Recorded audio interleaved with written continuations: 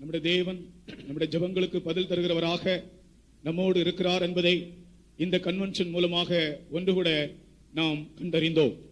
And God is a prayer answering God. With this convention we are able to understand about that fact. கர்த்தர் நமக்கு தந்த எல்லா நன்மைகளுக்காக நாம் எல்லாரும் நன்றியோடு கர்த்தருக்கு ஒரு அல்லேலூயா சொல்லுவோமா?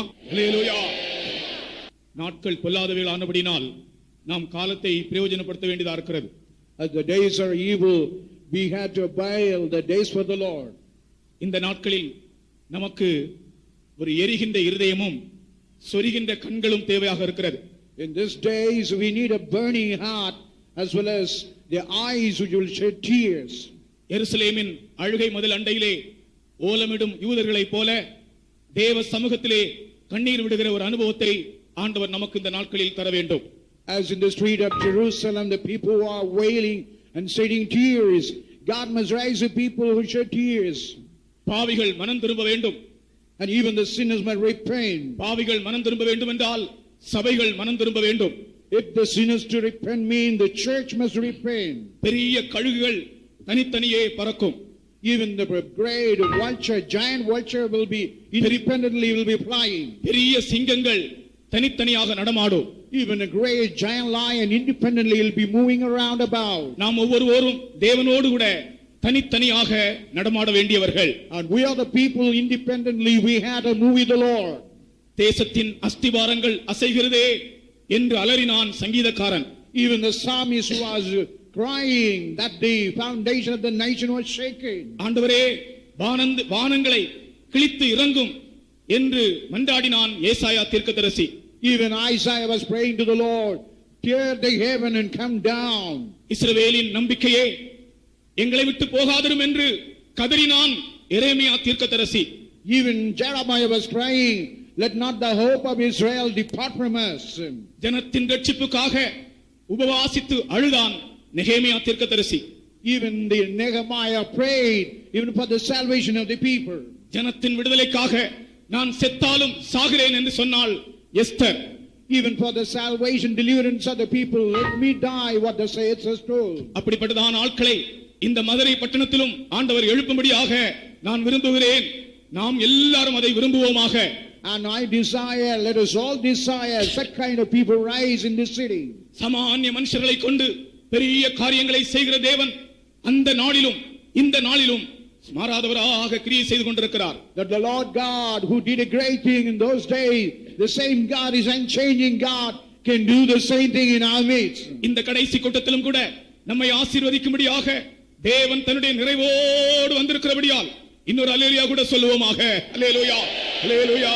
புத்தகத்திலிருந்து நான் ஒரு வசனத்தை வாசிக்க விரும்புகிறேன். I want to read a portion from the scripture. யோவான் எழுதின சுவிசேஷம் John the Gospel 14ஆம் அதிகாரம் 14th chapter, முதல் வசனமும் 18ஆம் வசனமும் வாசிப்போம். first and 18th verse. Let not your heart be troubled. Ye believe in God, believe also in me. I will not leave you comfortless. I will come to you. உங்கள் இருதயம் கலங்காதிருப்பதாக. தேவனிடத்தில் விசுவாசமாயிருங்கள், என்னிடத்தில் விசுவாசமாயிருங்கள். நான் உங்களை திக்கற்றவர்களாக விடேன், உங்களிடத்தில் வருவேன். இந்த வசனங்கள் எல்லாராலும் விரும்பப்படுகிற வசனங்கள். These words is usually desired by every Christian. உங்கள் இருதயம் கலங்காதிருப்பதாக. Let not your heart be troubled. Bible வைத்திருக்கிற எல்லாரும் இந்த வார்த்தையை சொல்லுவோமா? உங்கள் இருதயம் கலங்காதிருப்பதாக. The people who are having the scripture in their hand, it says, let our heart not be troubled. தாராளமா சொல்லுங்க பார்க்கலாம். வாய் நிறைய சொல்லுங்க. Please உங்கள் tell it இருதயம் open. கலங்காதிருப்பதாக. எந்த சந்தர்ப்பத்திலும் இந்த வார்த்தையை நாம் சொல்லுவோம். In all occasions we will be uttered this one. கர்த்தருக்கு ஸ்தோத்திரம். Praise to the holy name. இது நம் ஆண்டவர் தாமே இயேசு தாமே திருவாய் மொழிந்த வார்த்தை. And this is the word which is uttered by the mouth of the Lord Jesus Christ. உங்கள் இருதயம் கலங்காதிருப்பதாக. Let not your heart be troubled. நான் உங்களை திக்கற்றவர்களாக விடேன். I will not leave you comfortless. அதையும் கூட சொல்லுவோமா? நான் உங்களை திக்கற்றவர்களாக விடேன். இந்த வசனம் நாம் மனப்பாட வசனமாக நம்முடைய இருதயத்திலிருந்து எப்போதும் இந்த வசனங்களை சொல்லி சொல்லி அந்த வசனத்திற்குள் இருக்கிற சாராம்சத்தை அனுபவித்துக் கொண்டே இருக்க வேண்டும். And we had to utter this word by heartedly, and we must enjoy even the essence, even the substance of this word of God. உங்கள் இருதயம் கலங்காதிருப்பதாக. Let not your heart be troubled. பொதுவாக 4 காரணங்களால் மனித இருதயங்கள் கலங்குகின்றது. For 4 reasons, the heart of a man troubles. முதலாவது, பாவத்தின் நிமித்தம் இருதயம் கலங்குகிறது. First of all, because of sin, a man's heart is undergoing trouble. பாவம் செய்த ஆகானிடத்தில் சொல்லப்பட்ட வார்த்தை, நீ எங்களை கலங்க பண்ணினது என்ன? இன்று தேவன் உன்னை கலங்க பண்ணுவார். Even what it was told to Achan, how you have really troubled us, let God trouble you.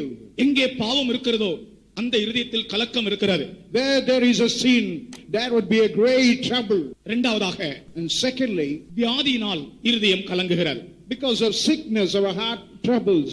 எசேக்கியா ராஜா வியாதிப்பட்ட போது அவனுடைய கலக்கத்தை அவன் 3 பறவைகளுக்கு ஒப்பிட்டு சொல்லுகிறான். நமுட்டை போல், தகைவிலான் குருவியை போல் புலம்பினேன், பிராவை போல் கூவினேன் என்று சொல்லுகிறான். Now even Ezekiel, when he was under sickness, he was comparing his sickness even to the bird, and he was saying, in such a way he was crying. அவன் நமுட்டை போல் சத்தமிட்டான், கொக்கை போல. And he was like a stroking, made a cry.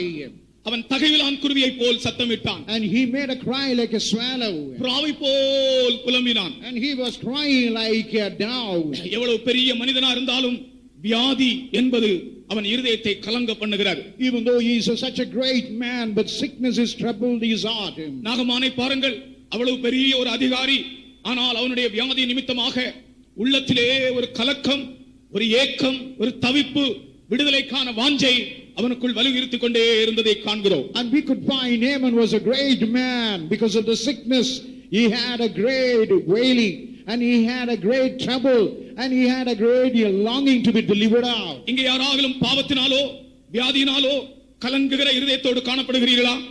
Is anybody because of the sickness having their heart being troubled? மூன்றாவது காரணம், இருதயம் கலங்குகிற காரணம் பலவிதமான பிரச்சனைகளினால். And the third, why our heart getting trouble? Because of a lot of botheration and worries. இயேசு மார்த்தாளை பார்த்து சொன்னார், உன் இருதயம் அநேக காரியங்களுக்காக கவலைப்பட்டு கலங்குகிறது. Even Jesus was saying to Martha, you are cumbered, you are worried about, be careful for many things. தேவ ஜனங்கள் மத்தியிலும் கூட பலவிதமான பிரச்சனைகளினால் கலக்கமுற்ற இருதயங்களை நாம் காண முடியுமே. Even in the midst of the children of God, they do have a lot of problem with that. They have a troubled heart. ஒருவேளை அவர்களுக்குள்ளே பாவம் இருக்காது, வியாதியும் இருக்காது, ஆனால் பலவிதமான பிரச்சனைகள் அவர்கள் இருதயத்தை கலங்க செய்து கொண்டிருக்கிறார். They may have no sins, no sickness. A lot of problems seems to be troubling their hearts. நான்காவது காரணம், இருதயத்தை கலக்குகிற காரணம், மரித்த பின் தங்களுக்கு ஒரு நம்பிக்கை இல்லாவிட்டால், அப்படி நம்பிக்கை இல்லாத மனுஷன் கலங்கியே தீர வேண்டும். The fourth troubled heart is, when they die, even they have no hope, they would be having troubled hearts. இந்த உலகத்தில் ஒருவேளை பாவம் இல்லாமல் இருக்கலாம், வியாதி இல்லாமலும் ஜீவிக்கலாம், ஒரு பிரச்சனையும் இல்லாமல் இருக்கலாம், ஆனால் மரணத்துக்கு பிற்பாடு ஒரு நம்பிக்கை இல்லாத ஒரு வாழ்க்கையாக இருந்தால் அந்த இருதயம் கலங்கும், அல்லது மரணப்படுக்கையிலே கலங்கும்.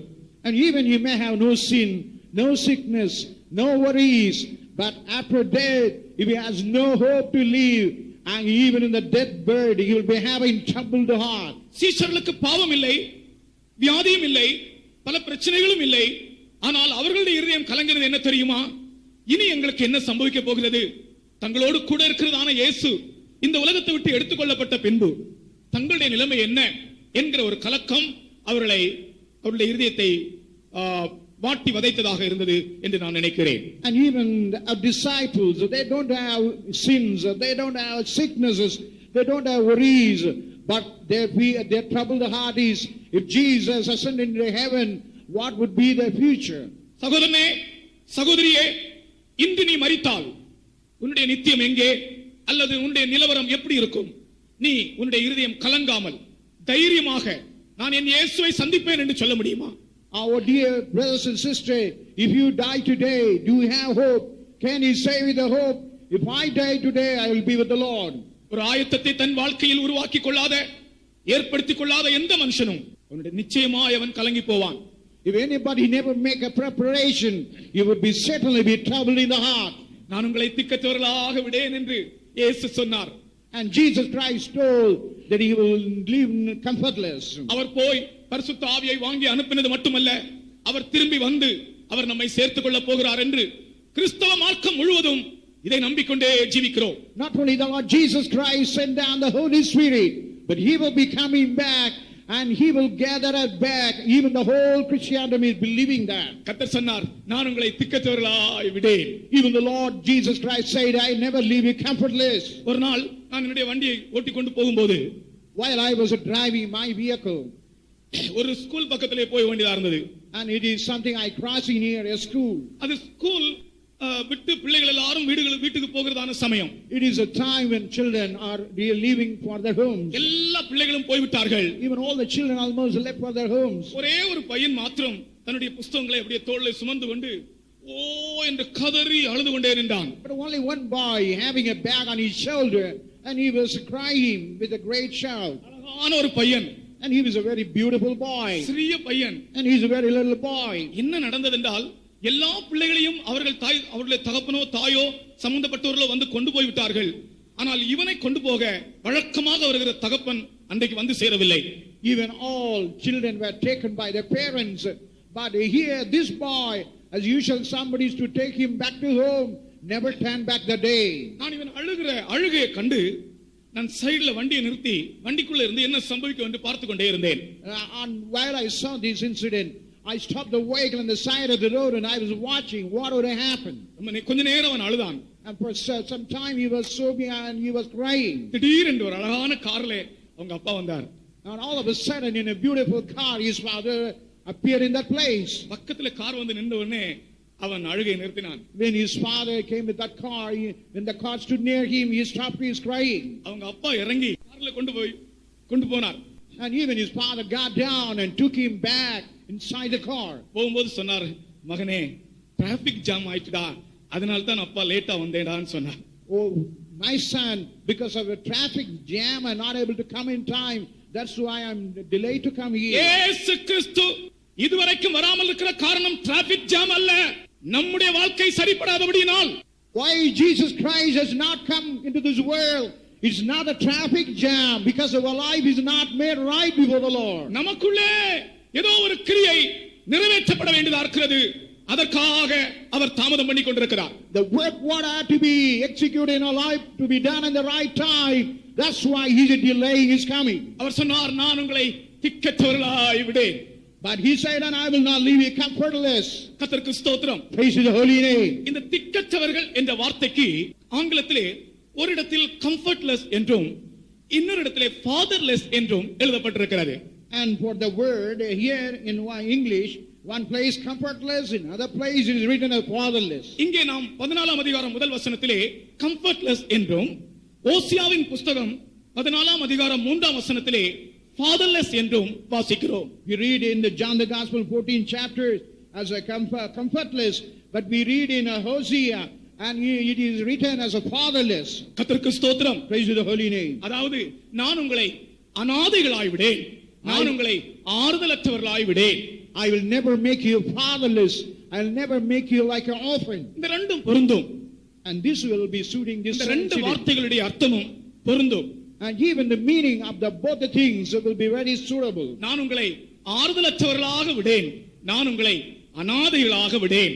I will never leave you comfortless, I never leave you fatherless. கர்த்தருக்கு ஸ்தோத்திரம். Praise to the holy name. நான் உங்களை ஆறுதலற்றவர்களாக விடேன். I will never leave you comfortless. ஏன் இயேசு அப்படி சொன்னார்? Why Jesus uttered in that way? இந்த உலகத்தில் தன்னுடைய ஜனங்களுடைய நிலைமை அப்படிப்பட்டதாக இருக்கிறது. Even the state of the people on this earth were of such condition. இயேசு சொல்லும்போது இந்த உலகத்தில் தேவனுடைய ஜனங்களுடைய நிலவரம் அவர்கள் எப்படி இருக்கிறார்களாம் தெரியுமா? ரெண்டு காரியங்கள் சொன்னார்.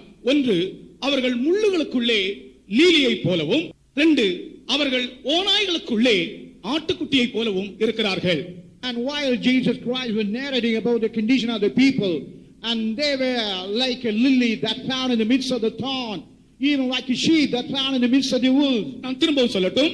Let me repeat again. தன்னுடைய ஜனங்கள் இந்த உலகத்தில் எப்படி இருக்கிறார்களாம்? ஒன்று, முள்ளுகளுக்குள் லீலி போலவும், ரெண்டு, ஓநாய்களுக்குள் ஆட்டுக்குட்டிகள் போலவும் இருக்கிறார்கள். And what was the condition of the people?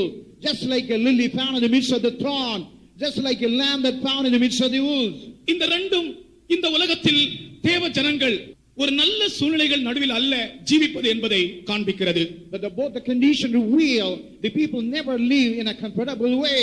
நேற்றுக்கு நாம் அருமையாய் கேட்டோமே, கர்த்தருடைய வசனத்திலே அவர் நம்மை உன்னதங்களிலே உட்கார வைத்தார். Yesterday we heard about by the word of God he made us seated in the high place. ஒரு பகுதியிலே நாம் உன்னதங்களில் வாசம் பண்ணுகிறோம். In one way or other we are seated and living in a high place. ஆனால் சரீரத்திலே ஒரு பக்கத்தில் முள்ளுகளுக்குள் லீலி போல் இருக்கிறோம். But in the bodily we seem to be found in the midst of the thorns like a lily. ஓநாய்களுக்குள் ஆட்டுக்குட்டிகள் போல் இருக்கிறோம். And we are in the midst of the wolves like lambs. நான் இன்றைக்கு இந்த தேவனுடைய ஜனங்கள் 4 விதமான முட்கள் மத்தியிலும் 4 விதமான ஓநாய்கள் மத்தியிலும் இருப்பதை உங்களுக்கு ஒவ்வொரு வரியாக சொல்லுகிறேன். Now I want to narrate in 4 kind of thorns and all the people are found in the midst. Even 4 kind of wolves all are found in between. முள்ளுகள் மத்தியிலே நாம் இருக்கிறோம். And we are found in the midst of the thorns. என்னென்ன முள்ளுகள் மத்தியில் இருக்கிறோம்? And what all the kinds of the thorn we are. அநேக முட்கள் உண்டு. நான் இன்றைக்கு 4 முட்களை உங்களுக்கு குறிப்பிடுகிறேன். And there are many types, but I want to mention about 4 types. 2 Samuel 23ஆம் அதிகாரம் 6ஆம் வசனத்தின்படி பேலியாளின் மக்களோ முள்ளுக்கு சமானமா இருக்கிறார்கள். The 2 Samuel 23:6, even the Belial sons, they are like a thorn. 2 Samuel 23ஆம் அதிகாரம் 6ஆம் வசனத்தின்படி பேலியாளின் மக்களோ முள்ளுக்கு சமானமா இருக்கிறார்கள். And as we read in 2 Samuel chapter 23 verse 6, the sons of Belial shall be all of them as thorns. The sons of Belial shall be all of them as thorns thrust away, because they cannot be taken with hands. பேலியாளின் மக்கள் அனைவருமோ கையினால் பிடிக்கப்படக்கூடாதாய் எரிந்து போடப்பட வேண்டிய முள்ளுகளுக்கு சமானமானவர்கள். பேலியாளின் மக்கள் முள்ளுக்கு சமானமானவர்கள். Even the sons of Belial shall be all of them as thorns. அதாவது பாவிகள், பாவம் செய்கிறவர்கள், இவர்கள் நடுவில் தான் இந்த தேவ ஜனங்கள் இந்த நாட்களில் ஜீவிக்கிறார்கள். They are sinners, the people who commit sin. Even the people of God seem to be dwelling in the midst of them. உலகத்தில் ஒரு பெரு ஜனக்கூட்டம் பாவம் செய்கிறவர்களாக இருக்கிறார்கள்.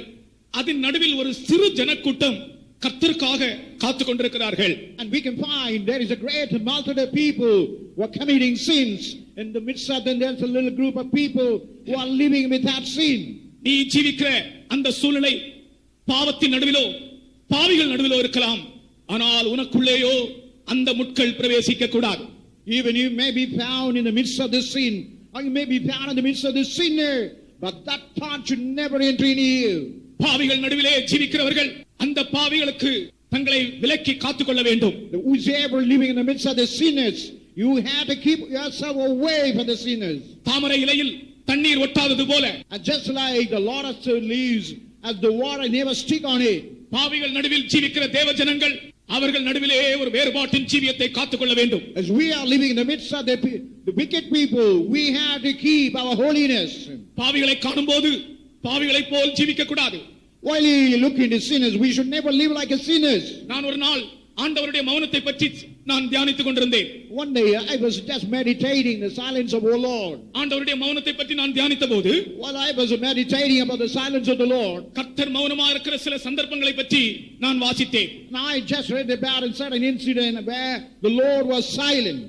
முதல் பகுதியாக துன்மார்க்கன் தன்னை விட நீதிமானை விழுங்கும் போது ஆண்டவர் மௌனமாக இருக்கிறாராம். Even the wicked man, when he is swallowing, even the righteous man, God is keeping silent. துன்மார்க்கர்கள் நீதிமான்களை விழுங்கும் போது ஆண்டவர் மௌனமாக இருக்கிறார். Even the wicked people, when they swallow, devour the people of God, God seems to be keeping silent. உடனே கிரியை செய்வதில்லை. You never work immediately. அடுத்ததாக And nextly, நீ திருடரை காணும்போது அவரோடு நடந்தாய், விபச்சாரக்காரரோடும் உனக்கு பங்குண்டு, இப்படி சில காரியங்களை சொல்லிவிட்டு இவைகளை நீ செய்யும் போது நான் மௌனமாயிருந்தேன். and when you see a thief, you walk along. When you see an adulterous man, you go along. When I saw that, I kept silent. உன்னுடைய வேறுபாட்டின் ஜீவியத்தை நீ காத்துக்கொள்ளாமல் ஜீவிக்கும் போதும் தேவன் மௌனமாகவே இருக்கிறார். When you never keep the life of separation, God is also keeping silent. கர்த்தர் உடனே நியாயம் தீர்க்காதபடியினால் திரும்பவுமாக நாம் நம்முடைய துர்க்கிரியைகளிலே துணிகரம் கொள்ளக்கூடாது. என்னை கேட்கிற அருமையானவர்களே, As God never bring a judgment, we should never be presumptuous in the works as we do, oh dear believer. நீங்கள் இந்த பாவிகள் நடுவில் ஜீவிக்கும் போது ஒரு வேறுபாட்டின் ஜீவியம் செய்து கொள்ளுங்கள்.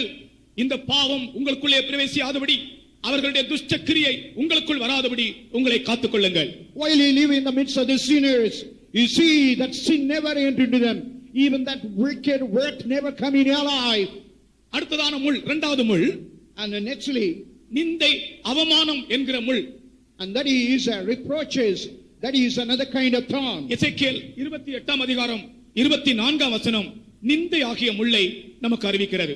Ezekiel chapter 28 verse 24, we read about the thorn of reproach. And there shall be no more a pricking briar unto the house of Israel, nor any grieving thorn of all that are round about them that despise them, and they shall know that I am the Lord God. இஸ்ரவேல் வம்சத்தாரை இகழ்ந்த அவருடைய சுற்றுப்புறத்தாராகிய அனைவரிலும் இனி தைக்கிற முள்ளும் நோவுண்டாக்கிற நெரிஞ்சிலும் அவர்களுக்கு இராது.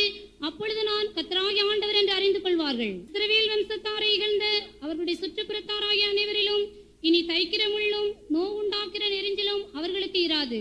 அதிலே, அதாவது நீங்கள் அதை வாசித்து பாருங்கள், அதிலே நிந்திக்கிற அவமதிக்கிற ஜனங்களை பற்றி தான் வாசிக்கிறோம். And while you go through that word, we can understand it only denotes about the people who reproach others. அதைத்தான் அங்கே தைக்கிற முள் என்று சொல்லுகிறார். And only denoting about those people as a pricking briars. தேவனுடைய ஜனமே, இந்த கன்வென்ஷன் கூட்டத்தின் கடைசி கூட்டத்திலே ஆண்டவர் நமக்கு தருகிற அறிவுரை என்னவென்றால், நம்மை யாராலும் நிந்தித்தால் அந்த நிந்தையை நாம் சகித்துக் கொள்ள வேண்டும்.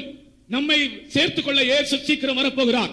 If anybody reproaches, we have to endure that patiently, because the Lord Jesus Christ come back together and back. இயேசு சீக்கிரம் வரப்போகிறார்.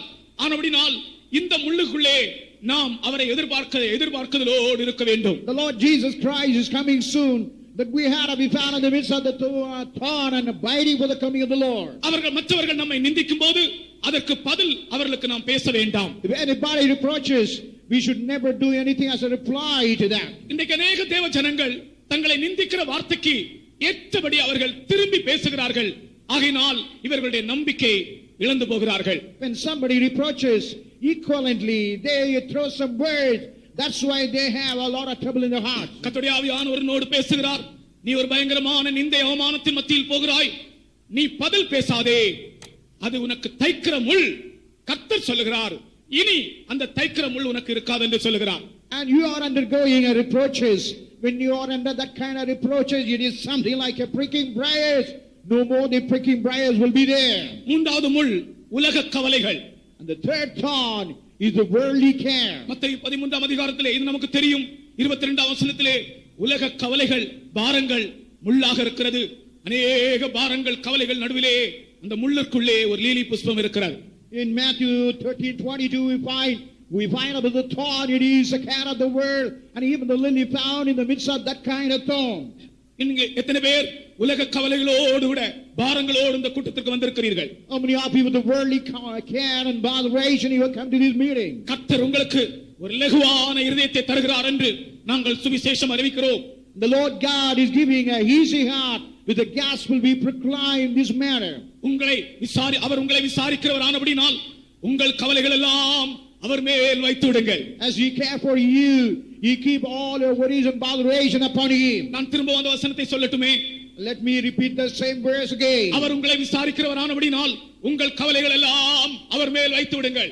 As he care for you, he keep all your burden and worries upon him. நீங்கள் உலக கவலைகள் உங்களுக்குள் பிரவேசிக்கும் என்றால் அது முள், அது உங்களை தைத்து விடும். If the worldly care into your heart, it is something like a thorn, and it will prick you. ஒரு உண்மையான தேவனுடைய பிள்ளை உலக கவலை அற்றவனாக ஒரு லகுவான இருதயத்தோடு இந்த உலகத்தில் ஜீவிக்க வேண்டியது தேவனுடைய சித்தமாக இருக்கிறது. A child of God, you must be without worries and botheration, and you must be with this easy heart, and you must live for the Lord. உங்களுடைய பாரத்தை நீங்கள் சுமந்தால் இளைத்து போவீர்கள். If you bear your burden, you will become tired of it. நம்முடைய பாரத்தை சுமக்கிற சுமைதாங்கியாக அவர் நம்மோடு கூட இருக்கிறார். The Lord Jesus Christ is like a burden bearer for our life. அதை விசுவாசிக்கிற எல்லாரும் ஒரு அல்லேலூயா சொல்லுங்கள் பார்க்கலாம். அல்லேலூயா. நீங்கள் இப்ப அல்லேலூயா சொல்லும்போது உங்களுடைய பாரத்தை அவர்கள் மேல் வைத்து விட்டு அல்லேலூயா சொல்ல வேண்டும். அல்லேலூயா. நான்காவது முள் வியாதியாகிய முள். And the fourth one is the thorn of sickness. 2 கொரிந்தியர் 12 அதிகாரம் 7 வசனத்திலே அப்போஸ்தலனாகிய பவுல் சொல்கிறார், ஒரு முள் எனக்கு கொடுக்கப்பட்டிருந்தது. Even 2 Corinthians chapter 12 verse 7, here Apostle Paul say a thorn have been given. என் சரீரத்திலே ஒரு முள் கொடுக்கப்பட்டிருந்தது. In my body a thorn have been given. நான் அதற்காக ஆண்டவரை நோக்கி 3 தரம் மன்றாடினேன். For that and I just thrice I entreated the Lord. எனக்கு கிடைத்த பதில் என் கிருபை உனக்கு போதும் என்பதே. But the answer, what I received, my grace is sufficient for thee. சில தேவனுடைய பிள்ளைகளுக்கு தங்கள் சரீரத்தில் ஒரு முள், அது வியாதியாகிய முள், அந்த முள்ளிற்குள்ளே ஒரு லீலி புஷ்பம் போல ஆண்டவர் வைத்திருக்கிறார். And even today, some have the sickness of the thorn, as a lily found in the thorn, God has kept here. கர்த்தருக்கு ஸ்தோத்திரம். Praise the holy name. இந்த உலகத்தில் முள்ளுக்குள்ளே லீலி புஷ்பம் என்ற வார்த்தை நாம் நினைக்கும் போது, இந்த வியாதியாகிய முள்ளின் நடுவிலேயே நாம் ஜீவித்து ஜெயம் எடுக்க வேண்டும் என்பதை நாம் விளங்கிக் கொள்கிறோம். As we read, at the thorn that found in the midst of the lily found in the midst of the thorn, we are found in the midst of these kind of sicknesses, and we had a overpowering. கர்த்தருடைய பதில், என் கிருபை உனக்கு போதும். The answer of the Lord is, my grace is sufficient for you. என் கிருபை உனக்கு போதும். My grace is sufficient for you. யாரெல்லாம் இந்த வியாதியாகிய முள்ளின் நடுவில் இருக்கிறீர்களோ, கர்த்தர் திரும்பவும் அதே வார்த்தையை சொல்லுகிறார், என் கிருபை உனக்கு போதும். Whosoever found in the midst of the thorn, the sickness, God again say, my grace is sufficient for you. ஒரு நாள் வரும், One day it will come, ஒரு நேரம் வரும், even the time would appear. அப்பொழுது இந்த முள் மேற்கொள்ளாது, இந்த கிருபை மேற்கொள்ளும். Not the thorn will overpower, but the grace will overpower you. கர்த்தரை ஸ்தோத்திரம் பண்ணுவோமாக அந்த கிருபைக்காக. ஹல்லேலூயா. நீங்கள் வியாதி வந்த பிறகு, அதை நீங்கள் அனுபவித்த பிறகு நீங்க ஸ்தோத்திரம் பண்ணா ரொம்ப நல்லா ஸ்தோத்திரம் பண்ணுவீங்க போல தெரியுது. When sickness come, after that when you praise, I think you will praise vehemently. அப்படி அல்ல. It's not like that. வியாதி என்பது ஒரு பயங்கர முள், பிரியமானவர்களே. Oh dear beloved, sickness is like a terrible thorn. கர்த்தர் சொன்னார், என் கிருபை உனக்கு போதும் என்று. The Lord God said, my grace is sufficient for you. அந்த முள்ளாகிய முள்ளின் நடுவிலேயே நாம் ஜீவித்து ஜெயம் எடுக்க வேண்டும் என்பதை நாம் விளங்கிக் கொள்கிறோம். As we read, at the thorn that found in the midst of the lily found in the midst of the thorn, we are found in the midst of these kind of sicknesses, and we had a overpowering. கர்த்தருடைய பதில், என் கிருபை உனக்கு போதும். The answer of the Lord is, my grace is sufficient for you. என் கிருபை உனக்கு போதும். My grace is sufficient for you. யாரெல்லாம் இந்த வியாதியாகிய முள்ளின் நடுவில் இருக்கிறீர்களோ, கர்த்தர் திரும்பவும் அதே வார்த்தையை சொல்லுகிறார், என் கிருபை உனக்கு போதும். Whosoever found in the midst of the thorn, the sickness, God again say, my grace is sufficient for you. ஒரு நாள் வரும், One day it will come, ஒரு நேரம் வரும், even the time would appear. அப்பொழுது இந்த முள் மேற்கொள்ளாது, இந்த கிருபை மேற்கொள்ளும். Not the thorn will overpower, but the grace will overpower you. கர்த்தரை ஸ்தோத்திரம் பண்ணுவோமாக அந்த கிருபைக்காக. ஹல்லேலூயா. நீங்கள் வியாதி வந்த பிறகு, அதை நீங்கள் அனுபவித்த பிறகு நீங்க ஸ்தோத்திரம் பண்ணா ரொம்ப நல்லா ஸ்தோத்திரம் பண்ணுவீங்க போல தெரியுது. When sickness come, after that when you praise, I think you will praise vehemently. அப்படி அல்ல. It's not like that. வியாதி என்பது ஒரு பயங்கர முள், பிரியமானவர்களே. Oh dear beloved, sickness is like a terrible thorn. கர்த்தர் சொன்னார், என் கிருபை உனக்கு போதும் என்று. The Lord God said, my grace is sufficient for you. அந்த முள் நம்மை மேற்கொள்ளாது, இந்த கிருபை அந்த முள்ளை மேற்கொள்ளும். This thorn will never overpower, but the grace will overpower that அந்த thorn. விசுவாசத்தோடு ஸ்தோத்திரம் பண்ணுங்கள். ஹல்லேலூயா, ஹல்லேலூயா, ஹல்லேலூயா. ரிபாஷாலாபாலா. ஹல்லேலூயா, ஹல்லேலூயா, ஹல்லேலூயா, ஹல்லேலூயா, ஹல்லேலூயா, ஹல்லேலூயா, ஹல்லேலூயா. இப்பொழுது நாம் கர்த்தரை ஸ்தோத்திரிக்கும் போது அந்த முள்ளின் பலன் ஒடுக்கப்பட்டது. As we praise God, even the strength and power of the thorn has lost its power. திரும்ப ஒரு முறை விசுவாசத்தோடு ஸ்தோத்திரிப்போமாக. ஸ்தோத்திரம். ஹல்லேலூயா, ஹல்லேலூயா, ஹல்லேலூயா. ஆமென். ஹல்லேலூயா, ஹல்லேலூயா. ஞானாകുന്നത് കൃപയാലേ, കൃപയാലല്ലാതൊന്നില്ലേ. ஞானாകുന്നത് കൃപയാലേ, കൃപയാലല്ലാതൊന്നില്ലേ. അനുദിനമാകാനിൻ നിറവിൽ നിന്ന് കൃപമേ കൃപയാൽ നിറയ്ക്കണമേ. അനുദിനമാകാനിൻ നിറവിൽ നിന്ന് കൃപമേ കൃപയാൽ നിറയ്ക്കണമേ. இந்த பாட்டு எர்ணாகுளத்தில் ஒரு வாலிபர் கொடுத்து கட்டின பாட்டு. And this song is composed in a youth meeting. அந்த யூத் மீட்டிங் நடத்த பரிசுத்தவான்கள் என்னை அனுப்பியிருந்தார்கள். Even the saints of God have sent me to conduct a youth meeting. ஞானாகுന്നത് கிருபையால் என்று பாடும்போது எல்லாரும் கிருபையால் நிரம்பினார்கள். It is only by the grace, everybody filled with the Holy Spirit. எல்லா வாலிபர்களும் கிருபையினால் நிரம்பினார்கள். Every youth filled with that grace. முள்ளுகளுக்குள்ளே லீலி புஷ்பம் போல ஆண்டவர் நம்மை வைத்திருக்கிறார். அவருடைய கிருபையை தந்து கொண்டே இருக்கிறார். எல்லாரும் கிருபையினால் நிரம்புங்கள். இந்த கடைசி கூட்டம் தேவனுடைய கிருபையினால் நம்மை நிரப்புகிற கூட்டமாக இருக்கிறது. And we are all found in the midst of the thorn, as a lily we are, and he is sending the grace of the Lord. Let's all fill with that grace more and more in the last part of the meeting. ஞானாகுന്നത് கிருபையாலே கிருபையாலே ஓ ஞானாகுന്നത് கிருபையாலே கிருபையால் இந்த முள்ளிலிருந்து வெளியே கொண்டு வரும்படியாய் தாவே கிருபையை சுவாசிக்கிறேன். கிருபையாய் நிலைக்கணுமே அனுதினநாதானி கிருபையாய் நிலைக்கணுமே ஓ ஞானாகுന്നത് கிருபையாலே கிருபையாலல்லால் ஒன்றில்லை. ஓ ஞானாகுന്നത് கிருபையாலே கிருபையாலல்லால் ஒன்றில்லை. ஓ ஞானாகுന്നത് கிருபையாலே கிருபையாலல்லால்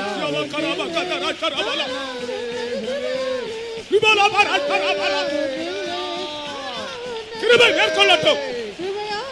அந்த முள்ளை கிருபை மேற்கொள்ளட்டும். அல்லேலூயா. இனி 4 விதமான ஓநாய்களை பற்றி சொல்லுகிறேன். ஒவ்வொரு வரி சொல்லுகிறேன், சமயம் இல்லை. And I want to mention about the 4 kind of wolves. முதலாவது ஆதியாகமம் 49ஆம் அதிகாரம் 27ஆம் வசனத்திலே அங்கே ஒரு ஓநாயை பற்றி படிக்கிறோம். And we read in Genesis 49:27, here we read about a wolf. தேவ அன்பில்லாதவர்கள் தான் இந்த ஓநாய்கள். The people who had no love of God, they are mentioned as a wolf. அவர்களை பற்றி கலாத்தியரிலே வாசிக்கிறோம், கடித்து பட்சிக்கிறவர்கள். And as we read in Galatians, they are the people, they will bite and devour.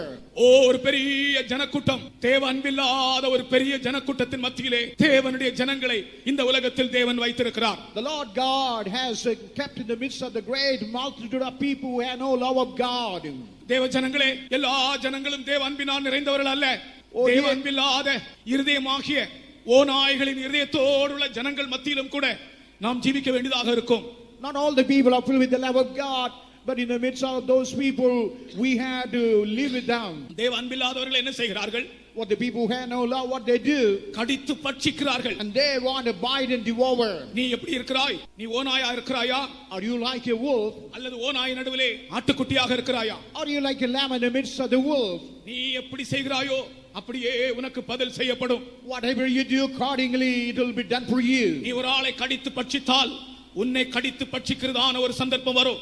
When you bite and consume others, the time would come you will also be bitten and consumed. உங்களோடு இருக்கிறவர்களோடு நீங்கள் எப்படி நடந்து கொள்கிறீர்கள்? How you treat, how you deal with when people are with you. அதிகாரிகளே, உங்களுக்கு கீழே வேலை செய்கிறவர்களோடு நீங்கள் எப்படி இருக்கிறீர்கள்? Oh, high official superiors, how you deal with your subordinates. எஜமான்களே, உங்கள் வேலைக்காரரோடு நீங்கள் எப்படி இருக்கிறீர்கள்? Oh, masters, how you or subordinate or servants. மேல் அதிகாரம் உள்ளவர்களே, உங்கள் கீழே இருக்கிறவர்களோடு நீங்கள் எப்படி இருக்கிறீர்கள்? Oh, over rulers, what you are doing to the people who are below you. நீங்கள் கடித்து பட்சிக்கிறவர்களாக அல்ல, நீங்கள் ஆட்டுக்குட்டிகளாக, ஓநாய்கள் நடுவிலே ஆட்டுக்குட்டிகளாக காணப்பட வேண்டும். And you should never be biting and consuming and devouring, but you have to be found like lambs in the midst of the wolves. இரண்டாவது ஓநாய்கள், The second wolf is, மாய்மாலக்காரர்கள். and they are called the hypocrites. மாய்மாலக்காரர்கள் ஓநாய் என்று ஆண்டவர் சொன்னார். The Lord God mentioned the hypocrites are called as a wolf. ஆட்டுத்தோலை போர்த்தின ஓநாய்கள். And they are having the cloth of the sheep. இந்த உலகத்திலே மாய்மாலக்காரர்கள். And they are called as the hypocrites. ஒரு வெளியரங்கமான ஒரு ஜீவியம். And they have only a evident life. ஆனால் உள்ளேயோ ஒரு உண்மையான ஜீவியம் இல்லை. But inwardly they don't have a proper genuine life. எந்த மாய்மாலக்காரனும் ஒரு ஓநாய் தான். Whoever live like a hypocrite, he is like a wolf. ஆகையால் நமக்கு ஒரு உண்மையான ஜீவியம் வேண்டும். That's why we need a true genuine life. கர்த்தர் இந்த உலகத்திலே தன்னுடைய ஜனத்தை சில மாய்மாலக்கார ஜனங்கள் நடுவிலே வைத்திருக்கிறார். The Lord God has kept the people of God in the midst of the hypocrites. ஒரு நாள் வரும், அந்த நாளிலே அவர் தன்னுடைய ஜனத்தை சேர்த்துக் கொள்வார். One day would come, he would gather all his people together. இந்த மாய்மாலக்காரர்கள் நடுவிலே நாம் ஜீவிக்கும்போது while we live in the midst of these hypocritical people, நம்முடைய விசுவாசம் மாயமற்றதாக இருக்க வேண்டும். our faith must be without emulation, without any kind of hypocrisy. விசுவாசம் மாயமற்றதாக இருக்க வேண்டும். And our faith must be without emulation. மனுஷர் மத்தியிலே நல்லவர்கள் போலவும், And in the midst of the people as a good people. மறைவிடங்களிலே உண்மை இல்லாதவர்களாகவும் ஜீவிக்க கூடாது. And in the hidden faith, they must never be like a faithless people. நம்மை மறைவிடத்தில் காண்கிற கண்கள் இருக்கின்றன. And there is eyes looking at secret places. நம்மை மறைவிடத்தில் காண்கிற கண்கள் இருக்கின்றன. And even the eyes which is chances in our secret places. ஜீவியம் எப்படி இருக்கிறது என்று கர்த்தர் கேட்கிறார். Even the Lord is requiring how our life is before Him. இவர்களால் ஒளிப்படத்தில் செய்கிற காரியத்தை சொல்வதும் அவலட்சணமா இருக்கிறதே என்று வசனம் சொல்லுகிறது. Even the word of God says they walk so it is swelling in the secret place. ஒளிப்படங்களிலே அவலட்சணத்தை செய்கிறதான ஒரு ஜீவியம் உனக்கு இருக்க கூடாது. You should never have an awkward life committing evil in the secret places. அவர்கள் தான் ஓநாய்கள். And they tend to be wolves. வேஷ பக்தி உடையவர்கள். And they having the guise of godliness. பக்தியின் வேஷத்தை தரித்து பலனை மறுதலிக்கிறவர்கள். And they are having even the guise of the godliness and even denying the very strength of it. அப்படிப்பட்ட ஓநாய்கள் நடுவிலே இந்த ஆடுகளை கர்த்தர் வைத்திருக்கிறார். And God had kept this kind of lamb in the midst of this kind of wolves. அடுத்ததாக இன்னொரு ஓநாயை பற்றி நாம் படிக்கிறோம். அநியாயமாய் சம்பாத்தியம் பண்ணுகிற ஓநாய்கள். Nextly we read about a wolf, and it is a wolf that is unrighteously earning. Ezekiel 22:27 And Ezekiel 22:27. அநியாயமாய் சம்பாத்தியம் பண்ணுகிறவர்கள் ஓநாய்கள் என்று அழைக்கப்படுகிறார்கள். The people who are unrighteously earning money, they turn to be as the wolves. வசனம் வாசிங்க தயவுசெய்து. Her princes in the midst thereof are like wolves ravening the prey, to shed blood and to destroy souls and to get dishonest gain. அதன் நடுவில் இருக்கிறதின் பிரபுக்கள் இறைக்கவிக்கிற ஓநாய்கள் போல இருக்கிறார்கள். அநியாயமாய் பொருள் சம்பாதிக்கிறார்கள். And they get dishonest gain. அநியாயமாய் பொருள் சம்பாதிக்கிறார்கள் அவர்கள் ஓநாய்கள். And they are unrighteously earning the dishonest gain. சம்பாத்தியம் என்பது உத்தமமான சம்பாத்தியமாக இருக்க வேண்டும். Earning must be something, it is out of uprightness. கர்த்தருக்கு ஸ்தோத்திரம். Glory be to God. சம்பாத்தியம் பண்ணுவதற்காக உன்னுடைய உண்மையை நீ உதறிவிடக் கூடாது. And you want to earn something else, you should never keep aside your uprightness, your sincerity. உன்னுடைய ரெண்டு கைகளும் அந்த வானத்தையும் பூமியையும் சிருஷ்டித்த அந்த உன்னதமான தேவனுக்கு நேராக நீ உயர்த்த வேண்டும். You have to lift your both our hands towards the heaven, the Lord God who created the heaven and the earth. உலகத்தில் அநேகர் அநியாயமாய் பொருள் சம்பாதிக்கிறார்கள். Even today we can find the people are earning unrighteously. பொய் பித்தலாட்டம், வாய் திறந்தால் உண்மை இல்லை அப்படிப்பட்டதான வார்த்தைகளை சொல்லி சம்பாத்தியம் பண்ணுவார்கள். They are liars. When they open their mouth, they say lies. With all fraudulent mean, they earn money. அப்படிப்பட்டதான வருமானங்கள் நம் வீட்டில் வரக்கூடாது. That kind of income should never reach your home. 5 காசானாலும் அப்படிப்பட்ட காசு வேண்டாம். Even if maybe a 5 paisa, it should never reach your home. என் தேவன் என்னை ஐஸ்வர்யவானாக்கினார். My God had made me a rich. அதுதான் ஆபிரகாமின் சாட்சி. That is the testimony of Abraham. என் தேவன் என்னை ஐஸ்வர்யவானாக்கினார். My God made me rich. உன்னதமான தேவனுக்கு முன்பாக என் கைகளை உயர்த்துகிறேன். I lift up my hand before the God of high. சோதோமின் ராஜா வந்து சொல்கிறான், ஜனங்களை எனக்கு தாரும், நீர் எடுத்துக்கொள்ளும். And Sodom king says, give me all the material, take my people. Abraham கை உயர்த்தினான். And even Abraham lifted his hand out. வானத்தையும் பூமியை உண்டாக்கின கர்த்தருக்கு நேராக என் கைகளை உயர்த்துகிறேன். I lift up my hand, the Lord God who created heaven and earth. வானத்தையும் பூமியையும் உண்டாக்கின கர்த்தரிடத்திலிருந்து எனக்கு ஒத்தாசை வரும், அவருக்கு நேராக என் கண்களை உயர்த்துகிறேன். I lift up my eye, the Lord God who created heaven and earth, from him comes all my help. நம்முடைய கண்களையும் நம்முடைய கைகளையும் அந்த தேவனுக்கு முன்பாக உயர்த்தும் போது அவர் நம்மை ஐஸ்வர்யவான்களாக்குகிறார். When we lift up our eyes, even the hands upon to the Lord who created heaven and earth, and he makes us rich. பணத்துக்காக போய் சொல்லாதீர்கள். And for the sake of money, don't say a lie. விசுவாசத்தினாலே நீதிமான் பிழைப்பான். Just shall live by faith. கர்த்தருக்கு ஸ்தோத்திரம். Faith to the holy name. Even Abraham says, let the people live. Ishmael பிழைக்கட்டும் Let என்று. the Ismael live. கர்த்தர் சொன்னார், இஸ்மவேல் பிழைக்க மாட்டான். And Ismael will never live. அவருக்கு முன்பாக பிழைக்கிறது ஈசாக்கு தான் பிழைப்பான். Only Isaac would be living before him. வாக்கு வாக்குத்தத்தத்தின்படி பிறந்தவன், விசுவாசமுடையவன். And he is a man born out of promise, having a faith. விசுவாசமுடையவர்கள் தான் ஆண்டவருக்கு முன்பாக பிழைக்க முடியும். Only the people having faith, they could live before him. கர்த்தர் உங்களை உயர்த்த வல்லவர். The Lord God is capable to elevate you. ஓனா என்கிற வார்த்தை பொய்யாக அல்லாவிட்டால் அநியாயமாக ஆதாயத்தை சம்பாதிக்கிறார்களே அவர்கள் எல்லாரும் ஓநாய்கள். And whosoever they are with the unjust gain, earning money, they are tend to be as the wolves. உங்களுடைய கை சுத்தமாக இருக்க வேண்டும். Your hand have to be clean. கர்த்தர் உங்களுக்கு அவசியமானதை தருவார். Whatever you needed, God would give it at the right time. கர்த்தருக்கு ஸ்தோத்திரம். Praise to the holy name. நீங்கள் கர்த்தர் உங்களுக்கு கொடுப்பதிலே உண்மையா இருந்தால் இன்னும் உங்களை ஆசீர்வதிப்பார். When you are very faithful in giving, the Lord God will also give you more. நீ கொஞ்சத்தில் உண்மையா இருந்தால் அநேகத்தின் மேல் உன்னை அதிகாரியாக வைப்பார். If you are faithful in the little thing, then God will make you ruler about many things. கர்த்தருக்கு ஸ்தோத்திரம். Praise to the holy name. தேவனுடைய ஜனங்கள் இப்படிப்பட்ட ஓநாய்கள் நடுவில் இருக்கிறார்கள். And even the people of God, they are found in the midst of this sort of wolves. அடுத்ததாக நான்காவதாக And fourthly, அப்போஸ்தலர் 20ஆம் அதிகாரத்தில் ஒரு ஓநாயை பற்றி படிக்கிறோம். we read in Acts of Apostles 20 chapter, we read about a wolf. அதுதான் துருபதேசங்கள். And that is called the heresy. அந்த ஓநாய்கள் இந்த உபதேசத்துக்கு விரோதமான உபதேசங்களை பேசும். And that wolf will be talking against this genuine doctrine. அப்போஸ்தலருடைய உபதேசத்திற்கு விரோதமான எந்த உபதேசத்தை யார் பேசினாலும் அவர்கள் ஓநாயின் ஆவியுடையவர்கள். Whosoever that speaks any doctrine against the apostolic doctrine, they are like wolves. ஆகையினால் தான் நாம் உபதேசங்களிலே மிக உறுதியுள்ளவர்களாய் இருக்க வேண்டும். That's why in the doctrine we have to be very steadfast. உபதேசத்தை நாம் கற்றுக்கொள்ள வேண்டும். And we have to learn the doctrine very well. உபதேசத்தை யார் ஆண்டவர் வெளிப்படுத்துவார்? To whom God will reveal his doctrine.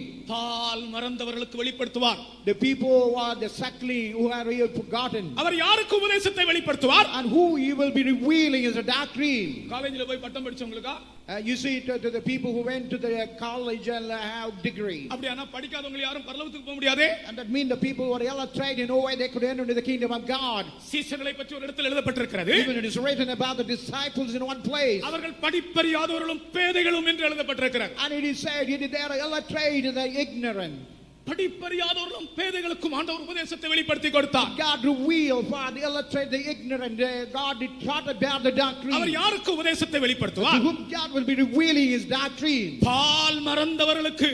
The people who forgot the milk. அந்த பால் மறந்தது என்றால் சில அர்த்தங்கள் உண்டு. அதை நான் இப்பொழுது சொல்ல எனக்கு சமயம் இல்லை.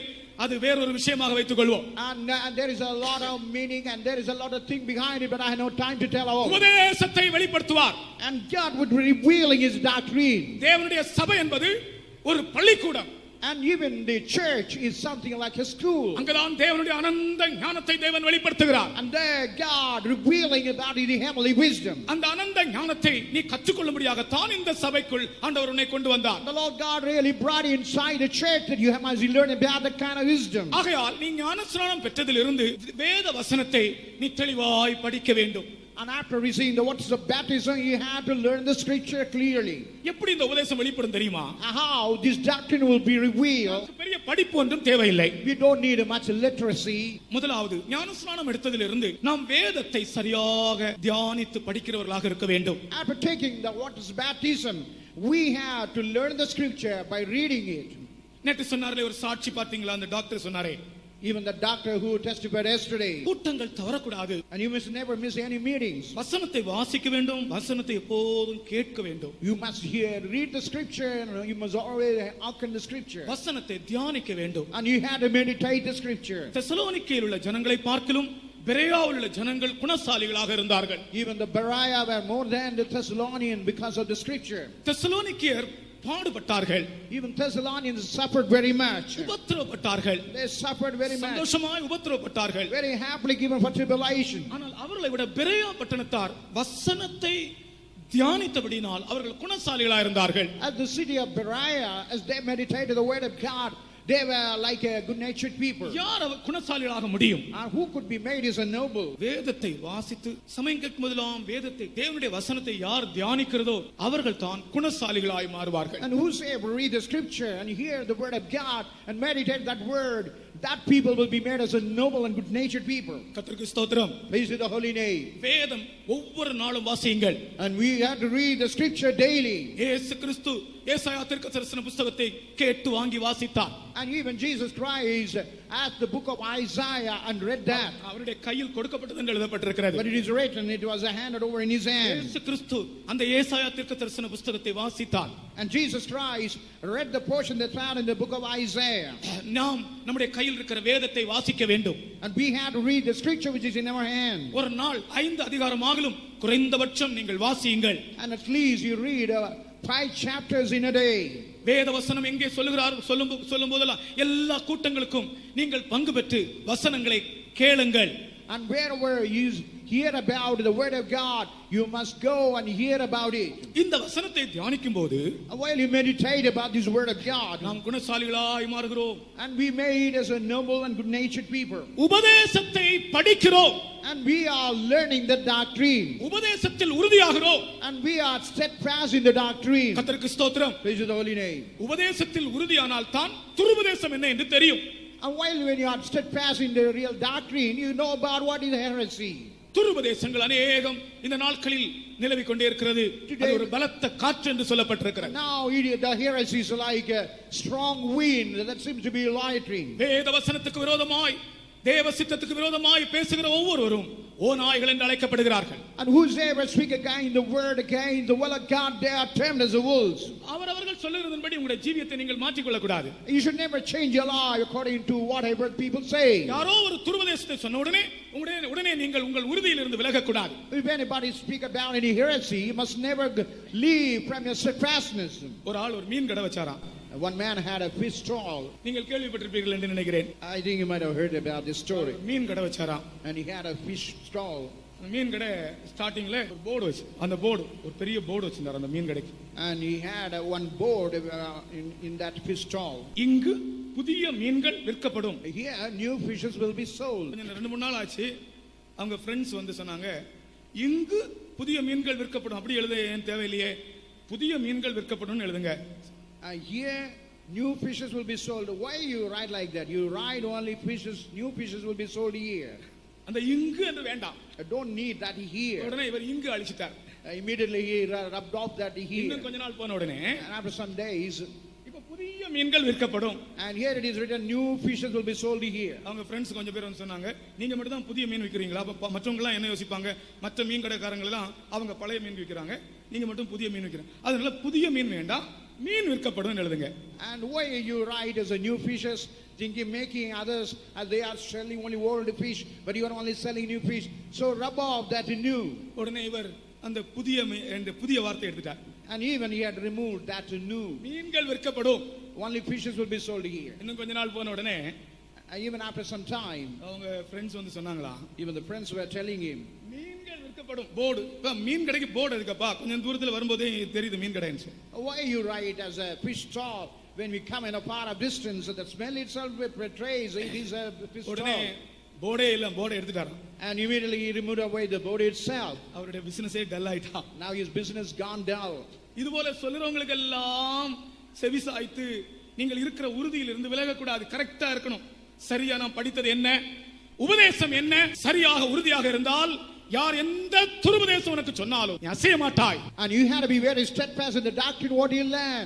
Whatever you uttered by anything, you must never be shaken, and you have to be clear about the doctrine. இப்படிப்பட்ட முட்கள் நடுவிலும் இப்படிப்பட்ட ஓநாய்கள் நடுவிலும் தேவ ஜனங்கள் இருக்கிறார்கள்.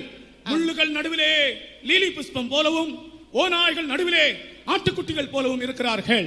Like that the people of God, something like in the midst of the thorn, in the midst of the wolves, like a lily in the midst of the thorn, even the lambs in the midst of the wolves. தேவன் வந்து இந்த lily புஷ்பங்கள் எல்லாம் சேர்த்து கொண்ட பின்பு இந்த உலகம் எல்லாம் முள்ளுக்காடாய் மாறும். When God will gather all the lilies, the whole of the world will appear like a ground of thorn. தேவன் வந்து இந்த ஆடுகள் எல்லாம் சேர்த்து கொண்ட பின்பு இந்த உலகம் எல்லாம் ஓநாய் கூட்டமாய் மாறும். When God will gather all the lambs, the whole world will appear full of wolves. தேவ ஜனங்களுக்கு இந்த உலகத்தில் இப்பொழுது சமாதானமான சூழ்நிலைகள் இல்லை. Now the people of God, they never have an atmosphere of keeping themselves calmly.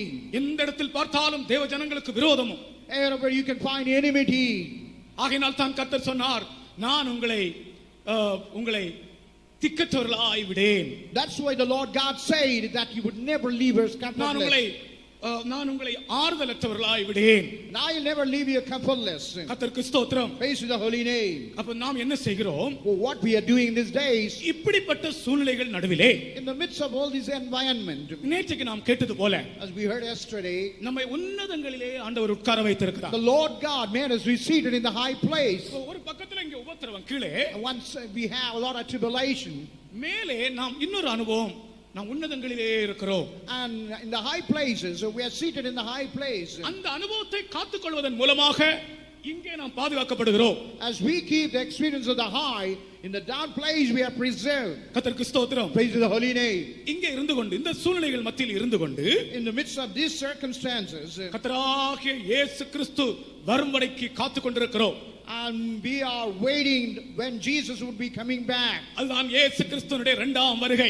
And that is the second advent of the Lord Jesus Christ. நமக்கு இந்த உலகத்தில் கஷ்டம் வரும்போது நம்முடைய எதிர்பார்க்குதல் எல்லாம் இயேசு வருவார். When we have troubles in this world, when Jesus would come back. யாராவது உங்களை அடிக்கிறாங்கன்னு வச்சுக்காங்க. If somebody is giving blow. ஒரு தடவை நான் ஆட்டோ ரிக்ஷால பிரயாணம் பண்ணிட்டு இருந்தேன். Once I was traveling in auto rickshaw. Auto ரிக்ஷால பிரயாணம், திடீரென்று ஒரு குடிகாரன் அந்த ஆட்டோவை நிறுத்தினான். All of a sudden a drunkard stopped that auto rickshaw. ஒரு பலத்த மனுஷன். And he was a very strong man. அவன் நிறுத்தி ஆட்டோக்குள்ள ஏறினான். And he stopped the vehicle and got into the vehicle. And he gave a piece on my back. எதற்காக செய்தான் என்று எனக்கு தெரியவில்லை. I don't understand why he did like that. நான் கர்த்தாவே ஏன் இந்த குடிகாரன் கையில என்னை ஒப்பு கொடுத்தீர் என்று ஆண்டவரிடத்தில் கேட்டுக்கொண்டே இருந்தேன். And I asked the Lord why you had given me into the hand of the drunkard. அன்றைக்கு நான் காலையில ஜெபிக்காமல் புறப்பட்டேன். That day in the morning I never prayed. I started my journey. இந்த ஜெபத்தை குறைத்தபடினால் எனக்கு முதுகுல குத்து கிடைத்தது.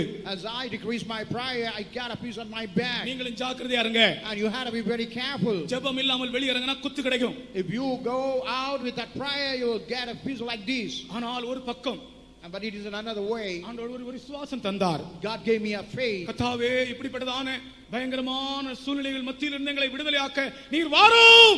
Lord, you come back again to deliver this kind of horrible situation. இப்படிப்பட்ட சூழ்நிலைகள் மத்தியில் இருந்து நாங்கள் இயேசுவானவர் வர காத்திருக்கிறோம். And in the midst of all these circumstances, we are waiting for the coming of the Lord. அதுதான் இயேசு கிறிஸ்துவின் இரண்டாம் வருகை. That is the second advent of the Lord Jesus Christ. எல்லாரும் சொல்லுங்கள், இரண்டாம் வருகை. That is the second coming. இரண்டாம் வருகையும் சமீபம், பல ஆண்டாக எச்சரித்து வாரார். இரண்டாம் வருகையும் சமீபம், பல ஆண்டாக எச்சரித்து வாரார். ஆண்டாம் இதிலே இயேசு வந்தால் நாம் ஆயத்தமாக இருக்கவே.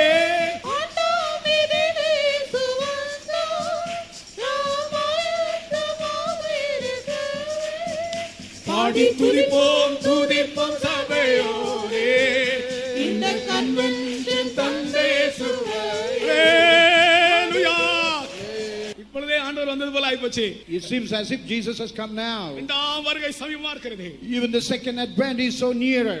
நாம் இப்படிப்பட்ட சூழ்நிலைகள் மத்தியில் இருந்து, நான் உங்களை திக்கற்றவர்களாக விடேன், உங்களிடத்தில் வருவேன் என்று சொன்னாரே, வந்து உங்களை சேர்த்துக் கொள்வேன் என்று சொன்னாரே, அவருக்காக காத்துக் கொண்டிருக்கிறோம். அப்படி காத்துக் கொண்டிருக்கிற ஆட்கள் எல்லாரும் சேர்ந்து பாடுவோம். இரண்டாம் வருகையும் சமீபம், பல ஆண்டாக எச்சரித்து வாரார்.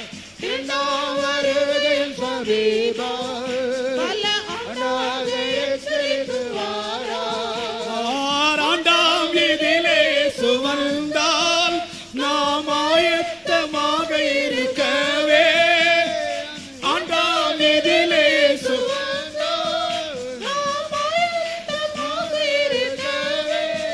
பாடி துதிப்போம் துதிப்போம் சபையோரே, இந்த கன்வென்ஷன் தந்தை இயேசுவே. பாடி துதிப்போம் துதிப்போம் சபையோரே. இரண்டாம் வருகை, இரண்டாம் வருகையும் சமீபம், பல ஆண்டாக எச்சரித்து வாரார்.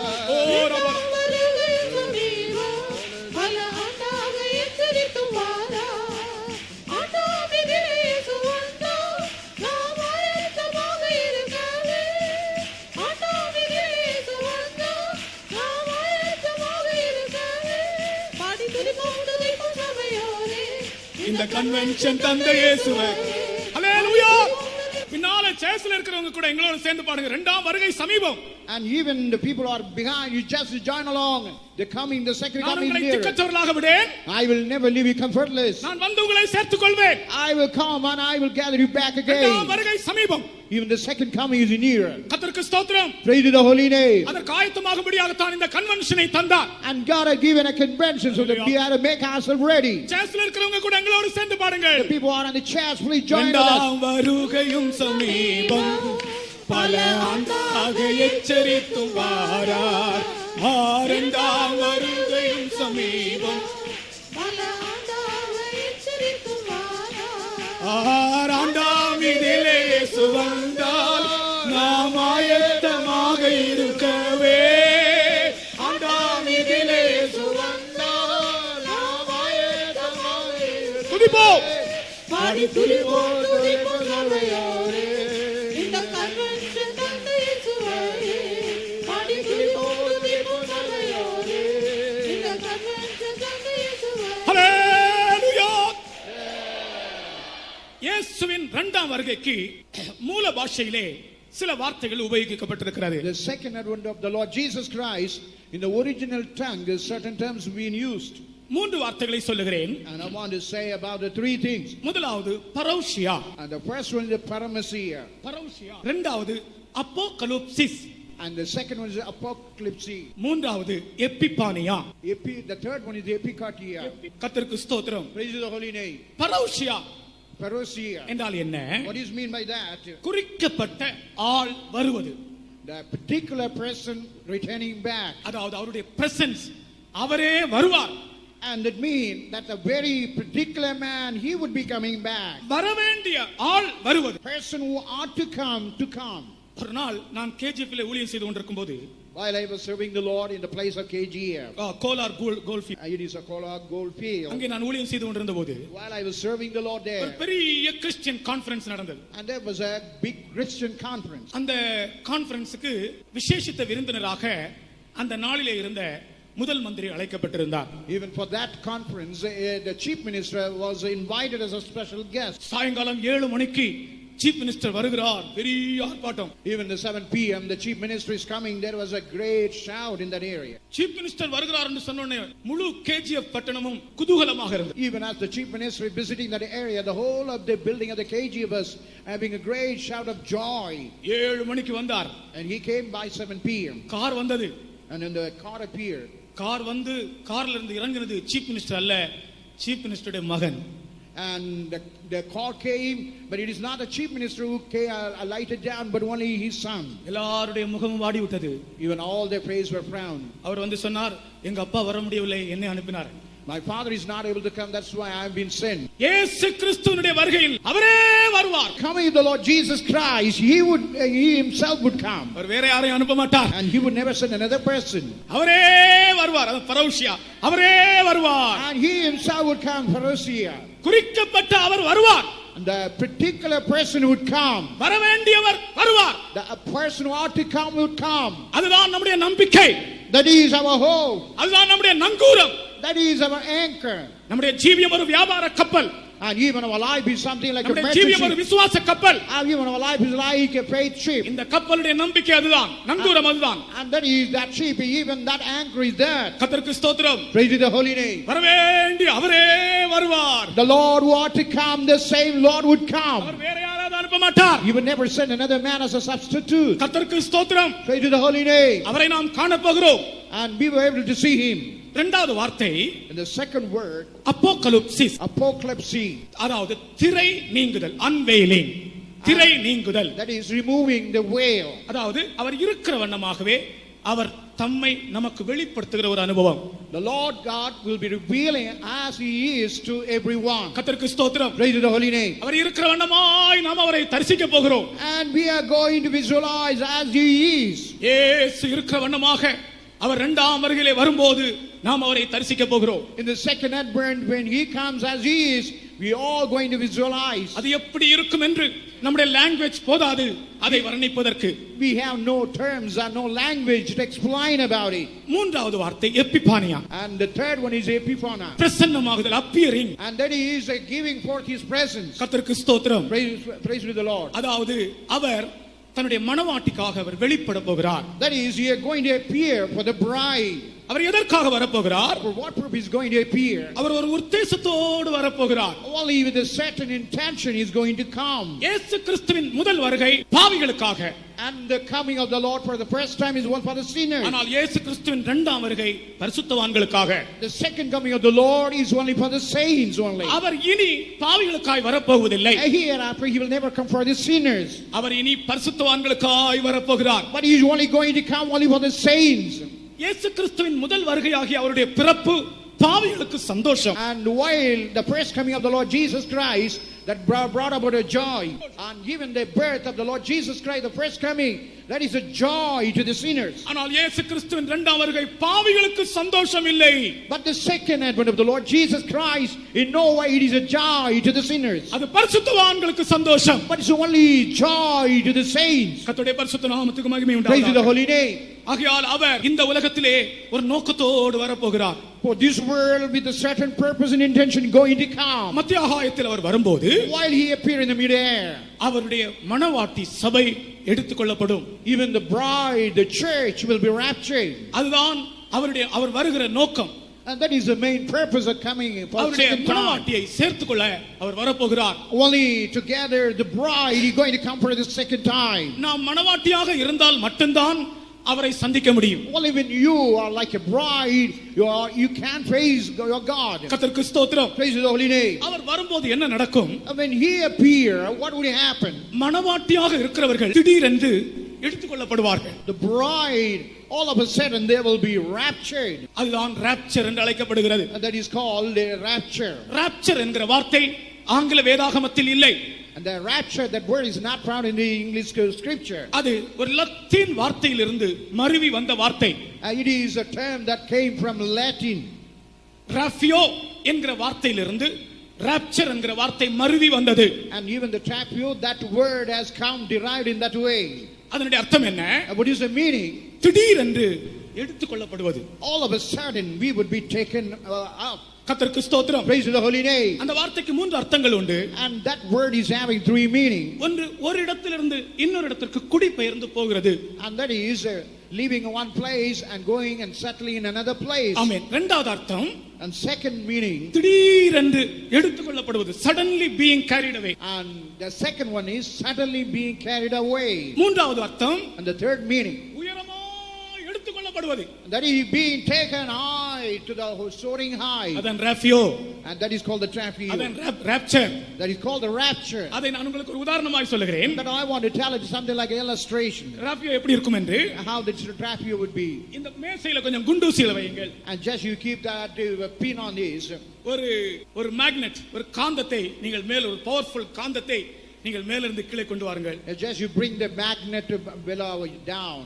இந்த காந்தம் இந்த குண்டூசிகளுக்கு அருகாமையில் வரும்போது, And when the magnet come near to the pins, ஒரு குறிப்பிட்ட தூரத்தில் வரும்போது, when it was reaching to a certain extent, இந்த குண்டூசிகள் எல்லாம் அந்த காந்தத்தோடு ஒட்டும்.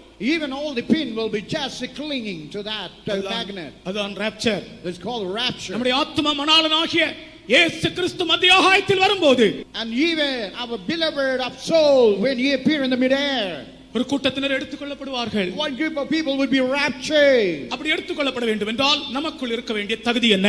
If we want to be raptured, what should be the worthiness or qualification? அவருடைய மணவாட்டி எப்படிப்பட்டவள்? Our bride, how she should be. உன்னத பாட்டு 6ஆம் அதிகாரம் 9ஆம் வசனத்திலே, In Song of Solomon chapter 6 verse 9.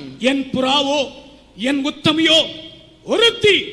அதுதான் நம்முடைய, அது இங்கே மூன்று தகுதிகள் சொல்லப்பட்டிருக்கிறது. And here we read in Song of Solomon in verse 6 and the ninth verse, it says, my dove, my undefiled, but one. என் புறாவோ என் உத்தமியோ ஒருத்தி. My dove, my undefiled is but one. இந்த வசனத்தில் கர்த்தருடைய வருகையில் எடுத்துக்கொள்ளப்படுகிறவர்களுடைய மூன்று தகுதியை பற்றி படிக்கிறோம். In this verse, the people want to be raptured, they're having that kind of worthiness. ஒன்று புறா. The first one is called the dove. கர்த்தர் அவர்களை பார்த்து புறா என்று அழைக்கிறார். The Lord God looking at them, calling them as a dove. புறா என்றால் என்ன? And what is meant by the word dove? ஆவியிலும் கூட கபடமில்லாத ஒரு ஜீவியம். And even in the spirit, they have no blemishes, no guile. சிந்தையிலும் கூட ஆவியிலும் கூட கபடமில்லாத ஒரு நிலவரம். Even in their imagination, in the mind, the spirit, they have no guile. அதான் என் புறா. That is called the dove. ஒரு மனிதனை கர்த்தர் இப்படி மாற்றுகிறார். The Lord God is changing a man in that way. கர்த்தருக்கு ஸ்தோத்திரம். Praise the holy name. இது சர்வ வல்லமையுள்ள தேவனுடைய கிரியை. This is the work of the Almighty God. எந்த மனுஷனும் தன்னுடைய சாமர்த்தியத்தினால் இதை பெற்றுக்கொள்ள முடியாது. And no man by his skill or dexterity could attain. மனதிலும் கூட ஆவியிலும் கூட கபடமில்லாத ஒரு ஜீவியம். By mind, even the spirit, there is no guile at all. எத்தனையோ தேவனுடைய பிள்ளைகளுக்கு மனதிலே எண்ணங்களிலே விடுதலை இல்லை.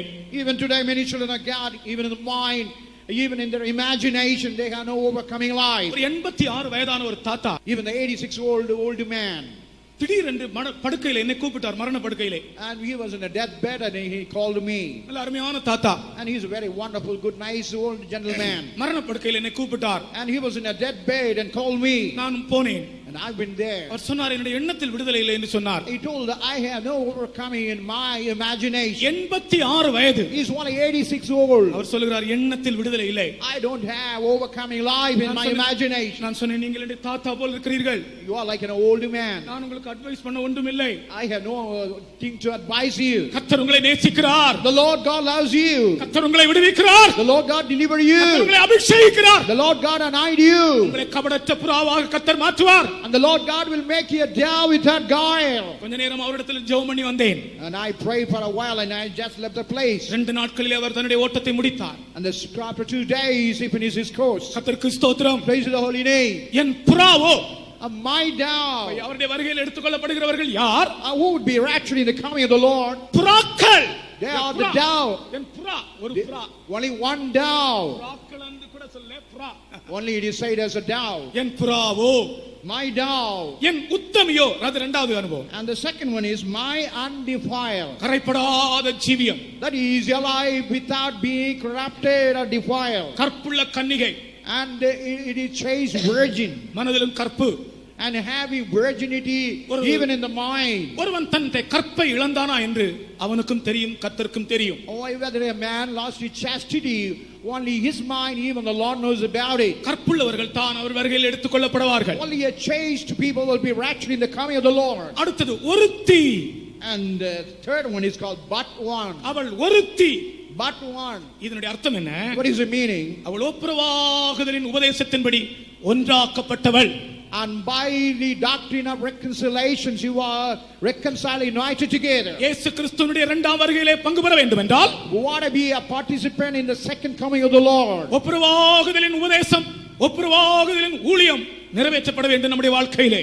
And even the reconciling ministry, reconciling doctrine had to be fulfilled in our life. கர்த்தருக்கு ஸ்தோத்திரம். Praise the holy name. நாம் அநேகராய் இருக்கிறோம். We all seems to be like a multitude of people. நாம் எல்லாரும் ஒப்புரவாக வேண்டும். We had to be reconciled together. ஒன்றாக்கப்படுதலின் உபதேசம். That is a doctrine to be united together. பல ஜாதிகள், பல பாஷைக்காரர்கள் ஒன்றாய் ஜீவிக்கிற ஜீவியம். And a lot of kindreds and all kind of language of people living together. கர்த்தருடைய பரிசுத்த நாமத்துக்கு மகிமை உண்டாவதாக. Praise to the holy name. கடந்த நாட்களிலே நாம் இதை குறித்து விவரமாய் கேள்விப்பட்டோம். And the past days very clearly we heard about those. ஆகையால் நாம் ஒன்றாக்கப்படாவிட்டால் இரண்டாம் வருகையில் பங்கில்லை. If we are not united together, we have no partaker. We will never be a partaker of the second coming.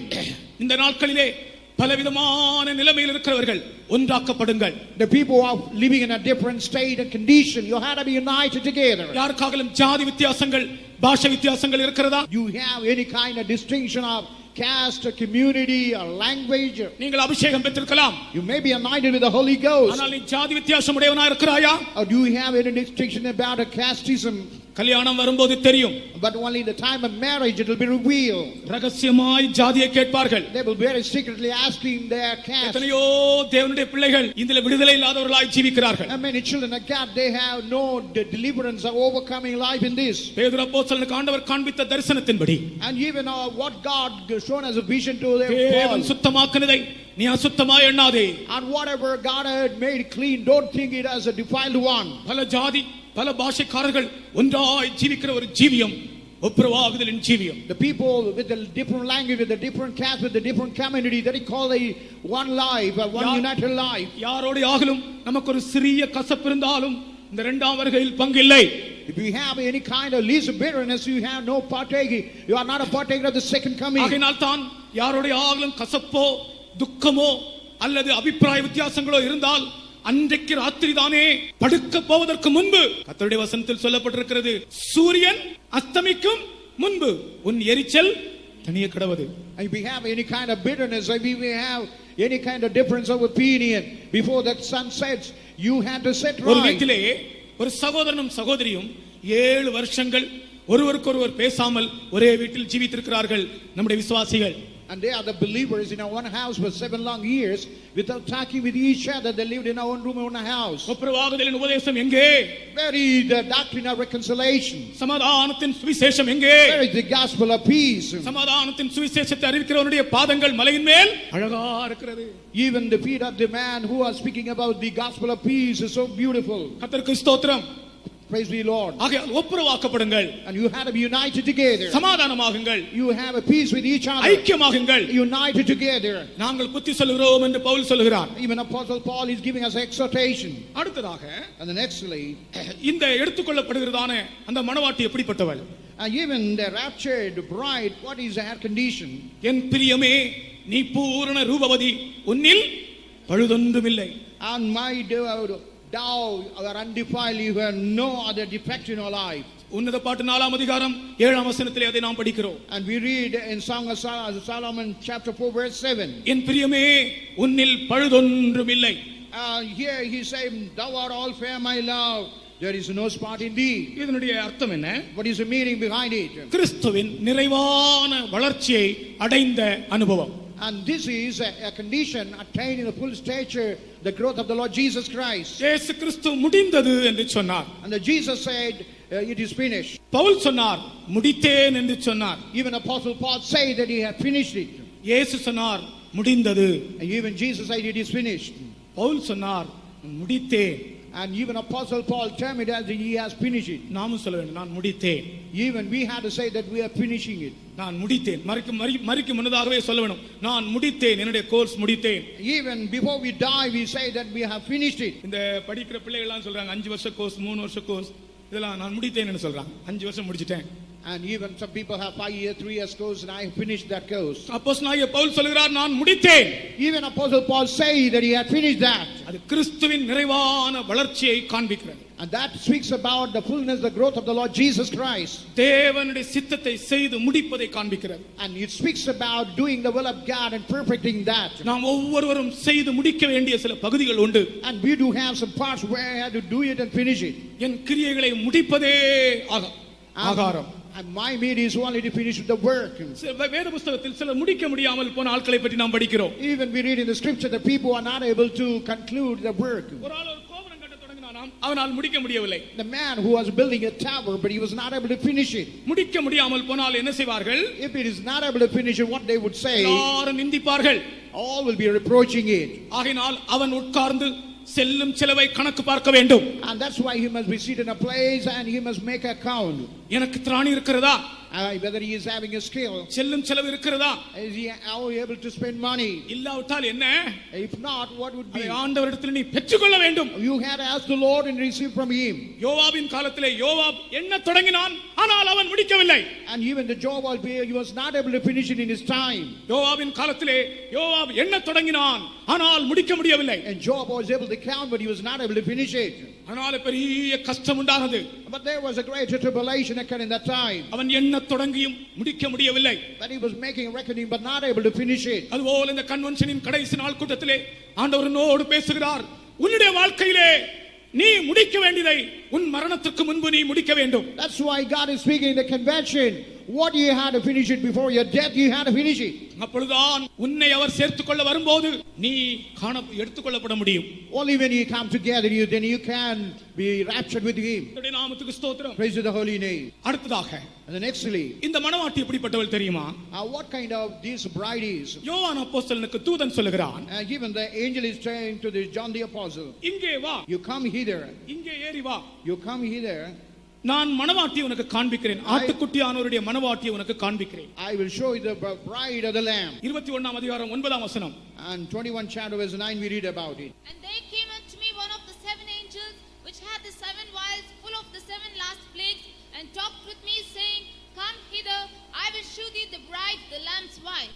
பின்பு கடைசியான 7 வாதைகளால் நிறைந்த 7 கலசங்களுடைய அந்த 7 தூதரில் ஒருவன் என்னிடத்தில் வந்து, நீ இங்கே வா, ஆட்டுக்குட்டியானவருடைய மனைவியாகிய மணவாட்டியை உனக்கு காண்பிக்கிறேன் என்று சொல்லி. இங்கே வா, Come hither, ஆட்டுக்குட்டியானவருடைய மனைவியாகிய மணவாட்டியை உனக்கு காண்பிக்கிறேன். I will show thee bride, the Lamb's wife. மணவாட்டியை காண்பிக்கிறேன் என்று சொல்லி எதை காண்பித்தான் தெரியுமா? And showing the bride's wife what he was shown. புதிய எருசலேம் நகரம் இறங்கி வருகிறதை காண்பிக்கிறான். But he is showing about in New Jerusalem which is descending down.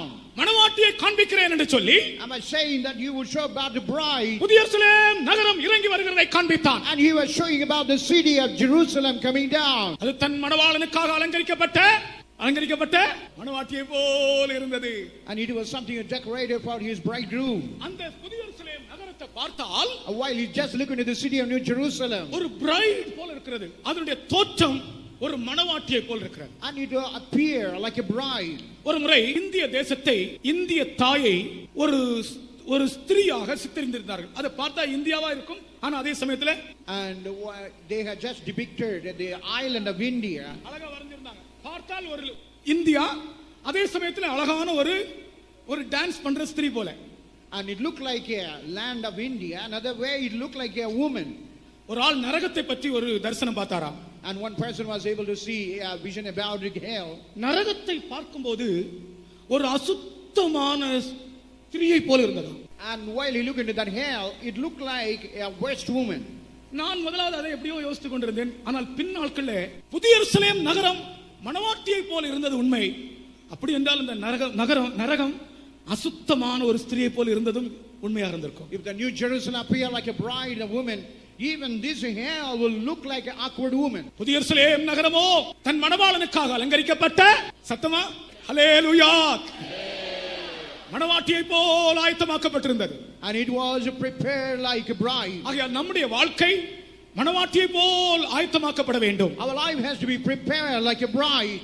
கர்த்தருக்கு ஸ்தோத்திரம். Praise the holy name. அந்த நகரம் அஸ்திபாரம் உள்ள நகரம். And that city is having a foundation. அந்த நகரம் நாற்சதுரமான நகரம். And that city is having a four square. Pastor Lazarus அடிக்கடி சொல்வார், அது ஒரு சதுர பட்டணமான, அது ஒரு சதுர பட்டணம். And that is a city having four square. அது ஒரு சதுர பட்டணம். It is a squared city. அது ஒரு நாற்சதுர பட்டணம். It is a four squared built city. கர்த்தராகிய இயேசு கிறிஸ்துவினுடைய பரிபூரணம் அதிலே காணப்படுகிறது. And you can find the perfect nature of the Lord Jesus Christ. இன்னைக்கு காலையில நாம் தெளிவாய் கேள்விப்பட்டோமே. Even in the morning we clearly heard about it. பூரணராகும்படி கடந்து போவோமாக. Let us pass on to perfection. இந்த சபையிலே வந்தது முதல் As you come into this church, உன்னுடைய நோக்கம் என்ன என்று கேட்டால், what is your purpose? நான் பூரணராகும்படி கடந்து போகிறேன். And I'm passing so that to have that perfection. ஒவ்வொரு நாள் ஜெபத்திலும் ஆண்டவரே என்னை பரிபூரணமாக்கும் என்று நீ ஜெபிக்க வேண்டும். In the daily prayer you have to pray to the Lord, Lord perfect me. பூரணராகும்படி கடந்து போவோமாக. Let's pass on so that we might be gone in the state of Pastor perfection. C. John ஒரு நாள் பெங்களூருக்கு வந்தார். Pastor C. John came to Bangalore. ஒரு Bible study நடத்தினார். And he conducted a Bible study. அதில் எடுத்த வசனம் பூரணராகும்படி கடந்து போவோமாக. And he quoted the scripture verse saying that let us pass on to the perfection. பூரணராகும்படி கடந்து போவோமாக. And let us pass on so that we might be a perfected people. அந்த வசனத்தை கேட்டு And hearing that word of God. பூரணம் என்று ஒன்று இருக்கிறதா? ஒரு independent preacher பூரணம் என்று ஒன்று இருக்கிறதா என்று சொல்லி தன்னுடைய சபையை விட்டு நம்மோடு ஐக்கியமானார். And then the independent preacher asked us, is there any perfect state? And he left the independent church and joined along with us. ஓ மனிதனை புனிதனாய் மாற்றுகிறார். The Lord God changing a man as a new man. கர்த்தருக்கு மனிதனை புனிதனாய் மாற்று பரிசுத்தவானாய் மாற்றுகிறார். And God is மாற்றுகிறார். making as a sacred new holy man. அவனை பூரணனாய் மாற்றுகிறார். And he is making a perfect man. அதுதான் கர்த்தருடைய வல்லமை செய்கிற வேலை. And that is the work of his power. மனுஷன் அபூரணன் தான். Even the man is imperfect. இயேசு கிறிஸ்துவினுடைய சீஷர்களை பற்றி நீங்கள் படித்திருப்பீர்களே. You heard about the disciples of the Lord Jesus Christ. லூக்கா 6ஆம் அதிகாரம் 20ஆம் வசனத்திலே அவர்கள் தரித்திரர்கள். And we read in the Luke the Gospel chapter 6 verse 20 they are poor people. மத்தேயு 14:26 அவர்கள் பயந்தவர்கள். And Matthew 14:26 they are fearful. மத்தேயு 26 7ஆம் அதிகாரம் முதல் 13ஆம் வசனம் வரைக்கும் வாசித்து பாருங்கள். நற்கிரியையை விளங்கிக் கொள்ளாதவர்கள். And even in Matthew 26 to 7 to 13 they never understand the works of good works. மத்தேயு 16:5 மறந்து போகிறவர்கள், மறதி. And Matthew 16:5, they are the forgetting people. இங்க யாருக்காவது மறதி இருக்கிறதா? மறதி. Do you have any forgetting state? மறதி உள்ளவங்க எல்லாம் கை உயர்த்துங்க. நிறைய பேருக்கு மறதி. நான் கூட மறந்துடுவேன் சில வேளையில. Even I do also forget in certain occasion. சீஷர்கள் மறந்து போகிறவர்கள். மத்தேயு 16:5 அவர்கள் மறந்து போனார்கள். In Matthew 16:5 we read about they are forgetting many incidents. கர்த்தருக்கு ஸ்தோத்திரம். Praise to the holy name. அவர்களை இயேசு அழைத்தார். But the Lord Jesus called them. பிள்ளைகள் சில ஆட்களுக்கு எக்ஸாமினேஷனுக்கு படித்தா மறந்து போகும். Even some children when they study for the examination, that will be forgotten before the examination. விசுவாசியுங்கள், உங்களை பூரணராக்குற கர்த்தர் இருக்கிறார். And you believe there is the Lord to perfect you. லூக்கா 9:54 வசனத்தை வாசிக்கும்போது, Luke the Gospel 9:54, பழி வாங்கும் சுபாவம் உடையவர்கள். we are having a avenging nature. Luca 24 Even Luke the 24, 25 வசனத்திலே மந்த புத்தி உடையவர்கள். in the 25th verse, the dull-headed. அவர்கள் இன்னொரு இடத்துல சொல்லப்பட்டிருக்கிறது, அவர்கள் படிப்பறிவில்லாதவர்கள். In another place it is said they are illiterate. இப்படிப்பட்டவர்களை ஆண்டவர் அழைத்தார் பூரணத்துக்காக.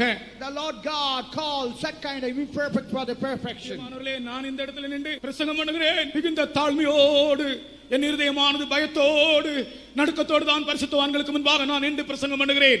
I am preaching here with all fear, with all trembling.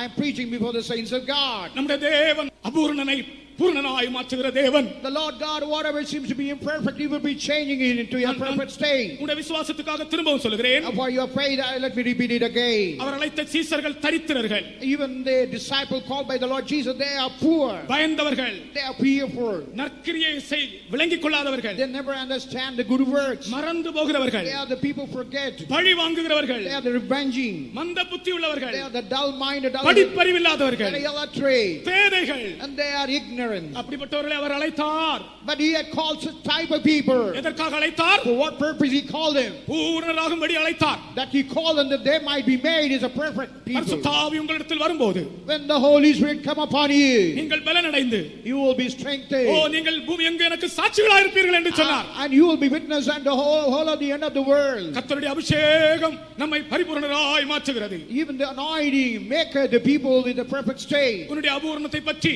நீ பயப்பட வேண்டாம். You need not be pride about an imperfect state. உன்னுடைய ஜீவியத்திலே சில அபூரணங்கள் இருக்கிறது, அதை குறித்து நீ கலங்க வேண்டாம். You need not be confounded as you have an imperfect state. நம்மை பரிபூரணராக்குகிற இயேசு கிறிஸ்து நம்மை அழைத்தார். The Lord God who could make us as a perfect people had called us. அவருடைய அபிஷேகத்தை புதிதாய் தந்து கொண்டிருக்கிறார். And He is sending His anointing newly upon us. எத்தனை பேர் அதை விசுவாசிக்கிறீர்கள்? How many of you believe that? நான் உங்களை திக்கற்றவர்களாய் விடேன். And I will no way will leave you comfortless. உங்கள் இருதயம் கலங்காதிருப்பதாக. Let not your heart be troubled. உங்களுடைய குறைவு எதுவா இருந்தாலும், whatever drawback you have, உங்களை கர்த்தர் பரிபூரணராய் மாற்றுகிறார். the Lord God make it the people with the perfect state in நீங்கள் abundance. பலவீனராய் இருந்தால், Even if you have some kind of lacking, பலவீனராய் இருந்தால், even if you have people with weakness, உங்களை கர்த்தர் பலவான்களாய் மாற்றுகிறார். God want to make you as a strong people. உங்களுடைய எந்த குறைவா இருந்தாலும் கர்த்தர் உங்களை குறைவை நீக்கி உங்களை பூரணராக்குகிறார். Whatever the lacking found, God make you a person without any lacking. சீக்கிரமாய் அவர் மத்தியாகாயத்தில் வெளிப்படுவார். And very shortly He will appear in the middle air. ஒரு நிமிஷத்திலே, In a second, in a twinkling of an eye. Tamil வேத புத்தகத்தில் நிமிஷத்தில் என்று சொல்லப்பட்டிருக்கிறது, நிமிஷம் அல்ல. But in Tamil it is said in a second. ஒரு நிமிஷத்திற்கு 60 செகண்ட் இருக்கிறது. But it is having in a minute is 60 seconds. ஒரு செகண்டுக்கு கண்ணிமைக்கிறது. ஒரு செகண்ட்ல நீங்க ஒரு 3 முறை கண்ணிமைக்கலாம். நான் ட்ரை பண்ணி பார்த்தேன். ஒரு செகண்ட்ல நீங்க 3 முறை கண்ணிமைக்கலாம். In a second, in a 3 way we can twinkle our நீங்க eyes. வீட்ல போய் நீங்க ட்ரை பண்ணி பாருங்க. You try at your homes. ஒரு கர்த்தருடைய வசனம் சொல்லுகிறது, ஒரு இமை பொழுதிலே, in a twinkling of an eye, நீங்கள் எல்லாரும் மறுரூபமாகீர்கள். will all be transformed and changed. அதுதான் நம்முடைய நம்பிக்கை. And that is our hope. எதை விரும்புகிறவர்கள், அப்படிப்பட்ட வல்லமை நான் விரும்புகிறேன், வாஞ்சிக்கிறேன், விசுவாசிக்கிறேன் என்று சொல்லுகிறவர்கள் கொஞ்ச நேரம் நம்முடைய கண்களை மூடி கர்த்தரை துதியுங்கள். The people who desire, you close their eyes and praise God. உங்கள் இருதயம் கலங்காதிருப்பதாக. Let not your heart be troubled.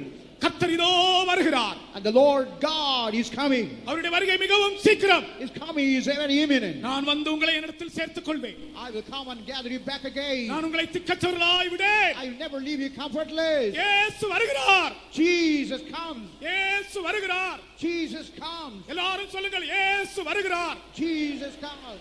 விசுவாசத்தோடு சொல்லுங்கள், அப்பொழுது ஒரு வல்லமை உண்டாகும். And you say with faith, you will have a power. பாவம் நீங்கும். And all your sin will be relieved. வியாதி நீங்கும். Even sickness will leave you. எல்லா முட்களும் எல்லா ஓநாய்களையும் ஜெயிப்பீர்கள். And all all kind of thorns and wolves will leave you. எந்த வல்லமைகளும் உங்களை மேற்கொள்ள முடியாது. No power can overpower you. பிசாசின் வல்லமைகள் உங்களை தொட முடியாது. Even the power of devil can no way can touch you. மந்திரவாதத்தின் சக்திகள் உங்களை அசைக்க முடியாது. And even the power of darkness can no way can touch you. நாங்கள் விசுவாசத்தோடு பேசுகிறோம். And we are speaking with a faith. கர்த்தருக்கு ஸ்தோத்திரம். Praise to the holy name. இன்றைக்கு உன்னுடைய அபூரணத்தை கர்த்தர் மாற்றுகிறார். The God today is changing all of perfect state into perfect state. எத்தனையோ சந்தர்ப்பத்தை நீ விழுந்து போனாய். I mean, many state you have been fallen. ஆண்டவர் உன்னை தூக்கி நிறுத்தினார். But he had made you to stand upright. ஆமென். கர்த்தர் உன்னை நிறுத்துவார். And you were able to do it. அவர் உன்னை நிலை நிறுத்துவார். And he will make you to abide in him. இரண்டாம் வருகையும் சமீபம் பல ஆண்டாக எச்சரித்தும் வாரார். இரண்டாம் வருகையும் சமீபம் பல ஆண்டாக எச்சரித்தும் வாரார். ஆறாண்டாம் இதிலே சுவந்தார் நாம் ஆயத்தமாக இருக்கவே. ஆறாம் இதிலே சுவந்தார் நாம் ஆயத்தமாக இருக்கவே. பாடி துதிப்போம் சபையோரே இந்த கன்வென்ஷன் தந்தையே சுவையே. பாடி துதிப்போம் சபையோரே இந்த கன்வென்ஷன் தந்தையே சுவையே. ஹல்லேலூயா. ஒரு அபிஷேகம் இறங்க போகிறது. And even the anointing is needed. இரண்டாம் வருகை சமீபம் என்று பாடும்போது While you sing that the second coming is imminent. அந்த வருகைக்கு நம்மை ஆயத்தமாக்கக்கூடிய ஒரு அபிஷேகத்தை கர்த்தர் நம்ம மேல் ஊற்றுகிறார். And God is sending that anointing to prepare for that second coming. கவலைப்படாதீர்கள். You need not worry about it. உங்கள் இருதயம் கலங்காதிருக்கட்டும். Let not your heart be troubled. நான் உங்களை திக்கற்றவர்களாய் விடேன். I'll never leave you comfortless. ஆமென். விசுவாசத்தோடு பாடுங்கள். இரண்டாம் வருகையும் சமீபம் பல ஆண்டாக எச்சரித்து வாரார். இரண்டாம் வருகையும் சமீபம் பல ஆண்டாக எச்சரித்து வாரார். ஆறாண்டாம் இதிலே சுவந்தார் நாம் ஆயத்தமாக இருக்கவே. ஆறாம் இதிலே சுவந்தார் நாம் ஆயத்தமாக இருக்கவே. சமீபம் பல ஆண்டாக எச்சரித்து வாரார்.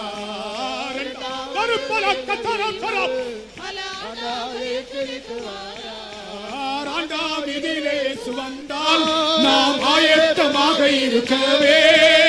ஆண்டாம் இதிலே சுவந்தால் நாம் ஆயத்தமாக இருக்கவே. இரண்டாம் வருகையிலே பல ஆண்டாக எச்சரித்து வாரார். இரண்டாம் வருகையும் சமீபம் பல ஆண்டாக எச்சரித்து வாரார். ஆண்டாம் இதிலே சுவந்தார் நாம் ஆயத்தமாக இருக்கவே. இயேசுவே இதிலே சுவந்தார் நாம் ஆயத்தமாக இயேசுவே ஆண்டாம் இதிலே சுவந்தார் இயேசுவே ஆயத்தமாக இருக்கவே. இயேசுவே. இதிலே சுவந்தார் நாம் ஆயத்தமாக. அவருடைய அபிஷேகம் தரித்திரராகிய உங்களை விசுவாசத்தில் ஐஸ்வரியவான்களாய் மாற்றுகிறது.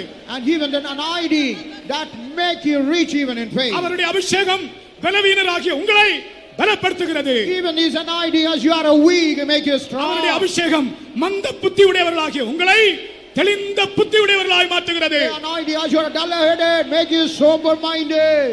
அவருடைய அபிஷேகம் பயப்படுகிற உங்களை தைரியசாலிகளாய் மாற்றுகிறது. Even the anointing as you are fearful make you bold, courageous. அவருடைய அபிஷேகம் உங்களுடைய எல்லா கட்டுகளிலிருந்து உங்களை அவிழ்த்து உங்களை விடுதலை உள்ளவர்களாய் சுயாதீனராய் மாற்றுகிறது. Even that anointing deliver you out of all bonds and make you a liberated man with the liberty. பூரணராகும்படி கடந்து போவோமாக. Let us pass on into the perfection. கர்த்தர் நம்மை பூரணத்துக்கு என்று அழைத்தார். The Lord God called us for perfection. நம்முடைய அபூரணம் நீங்கும். All our imperfect state would be changed. நம்முடைய வியாதி நீங்கும். Even our sickness will be நம்முடைய removed. பலவீனம் நீங்கும். Even all our weakness will be removed. நம்முடைய மத்தியிலே ஒரு பெரிய வெளிச்சத்தை காண்கிறேன். And I see a great light in our midst. ஒரு பெரிய வெளிச்சத்தை காண்கிறேன். I could see a great light. அந்த வெளிச்சத்துக்கு முன்பு இங்கே போடப்பட்டிருக்கிற லைட்ஸ் எல்லாம் மிகவும் மிகவும் வெளிச்சமற்றதா இருக்கிறது. I see all the tube lights, all the light here. It is dim before that brightness. நம்முடைய மத்தியிலே ஒரு பெரிய வெளிச்சம் பிரகாசித்துக் கொண்டிருக்கிறது. Now a great brightness is reflecting in our midst. அந்த வெளிச்சத்துக்கு முன்பாக அந்தகார சக்திகள் நிற்க முடியவில்லை. Even the darkness not able to stand before that brightness. அந்த வெளிச்சத்தை யாரெல்லாம் பார்க்கிறார்களோ அவர்களுடைய முகங்களும் வெளிச்சமாய் மாறுகிறது. And whosoever see that light, even their faces are enlightened. நம்முடைய இயேசு நம்முடைய மத்தியிலே உலாவிக் கொண்டிருக்கிறார். Jesus is moving in our midst. உன்னுடைய பலவீனத்தை குறித்து கவலைப்படாதே. Need not worry about anything. உன்னுடைய அபூரணத்தை குறித்து கவலைப்படாதே. Need not be worried about the imperfect state. கர்த்தர் உன்னை பூரணனாய் மாற்றுவார். The Lord God will make you as a perfect man. சீக்கிரம் வருவார்.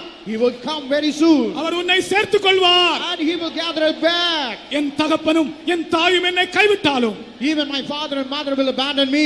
கர்த்தர் என்னை சேர்த்துக் கொள்வார். But my God will receive me. ஹalleluya. நான் அந்த வசனத்தை சொல்லுகிறேன். And I repeat that verse again. என் தகப்பனும் என் தாயும் என்னை கைவிட்டாலும் கர்த்தர் என்னை என்று நான் சொல்லும்போது சேர்த்துக் கொள்வார் என்று நீங்கள் சொல்ல வேண்டும். When I say father and mother, you must say, when I say the Lord, you would receive. என் தகப்பனும் என் தாயும் என்னை கைவிட்டாலும் கர்த்தர் என்னை சேர்த்துக் கொள்வார். இரண்டாம் வருகையும் சமீபம் பல ஆண்டாக எச்சரித்தும் வாரா. ஓ இரண்டாம்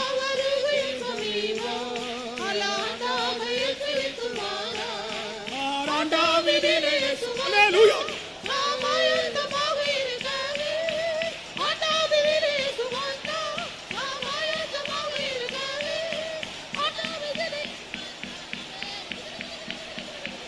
Yes, tonight the Lord has given us the parting message. ஆம், இன்றிரவு கர்த்தர் நாம் கடந்து போகிறதான இந்த கடைசி தூதை நமக்கு தந்தார். The message that we have to carry with us as we leave this place. நாம் இந்த இடத்தை விட்டு செல்லும் பொழுது நம்மோடு கொண்டு செல்ல வேண்டிய தூது. The Lord is coming soon. கர்த்தர் சீக்கிரம் வருகிறார். He is coming in the mid-air. அவர் மத்திய ஆகாயத்தில் Shall we all வரப்போகிறார். stand up? Shall we all stand up? நாம் எல்லாரும் எழுந்து நிற்போமாக. The Lord is coming soon. கர்த்தர் சீக்கிரம் The வரப்போகிறார். Lord is coming in the mid-air. கர்த்தர் மத்திய ஆகாயத்தில் வெளிப்பட The போகிறார். Lord is coming for his bride. தம்முடைய மணவாட்டிக்காய் அவர் The வருகிறார். Lord is coming for his dove. தம்முடைய புறாவுக்காக அவர் The Lord வருகிறார். is coming for his undefiled. தம்முடைய உத்தமிக்காக அவர் வருகிறார். He is coming for his one only one. தம்முடைய ஒருத்தியாகிய மணவாட்டிக்காய் Yes, வருகிறார். God has called us to be found in that group. அந்த Hallelujah. கூட்டத்தில் காணப்படும்படியாகவே கர்த்தர் நம்மை And for that அழைத்திருக்கிறார். purpose only, He has anointed us with the Holy Spirit. அதற்காகவே நம்மை பரிசுத்த ஆவியினால் அபிஷேகம் For பண்ணியிருக்கிறார். that purpose, He has brought us into the fellowship of the saints. அதற்காகவே பரிசுத்தவான்கள் ஐக்கியத்தில் நம்மை கொண்டு And He has வந்திருக்கிறார். given us the doctrines for that purpose. அதற்கு வேண்டிய உபதேசங்களை நமக்கு தந்திருக்கிறார். And He is doing that ministry of reconciliation. அந்த ஒப்புரவாளிகளின் ஊழியத்தை அவர் செய்து He வருகிறார். has given us the word of reconciliation. ஒப்புரவாளிகளின் உபதேசத்தை நமக்கு He has given us தந்திருக்கிறார். the ministers of reconciliation. ஒப்புரவாளிகளின் ஊழியர்களை நமக்கு Oh, the தந்திருக்கிறார். Lord is working in our midst. கர்த்தர் நம் மத்தியில் கிரியை செய்து Even கொண்டிருக்கிறார். tonight, if there is anyone who has not received the Holy Spirit, யாராவது இந்த இரவு பரிசுத்த ஆவியை பெறாமல் இருந்தால் right now, just for 1 minute, you will see the power of God coming upon you. இப்பொழுதே தேவனுடைய வல்லமை உங்கள் மேல் இறங்குவதை காண்பீர்கள். Even if you have not received the Holy Spirit for many years, right now, the Lord is going to fill you. அநேக ஆண்டுகளாக பரிசுத்த ஆவியை பெறாமல் இருந்தாலும் இப்பொழுதே கர்த்தர் பரிசுத்த ஆவியினால் Power of நிரப்புவார். God, the power of God is descending in our midst. தேவனுடைய வல்லமை இறங்குகிறது. Power of God is descending in our midst. தேவனுடைய வல்லமை நம் மத்தியில் இறங்குகிறது. Power of the Holy Ghost is coming in our midst. பரிசுத்த ஆவியின் வல்லமை நம் மத்தியில் இறங்குகிறது. Receive that power. அந்த வல்லமையை பெற்றுக்கொள்ளுங்கள். Receive that power.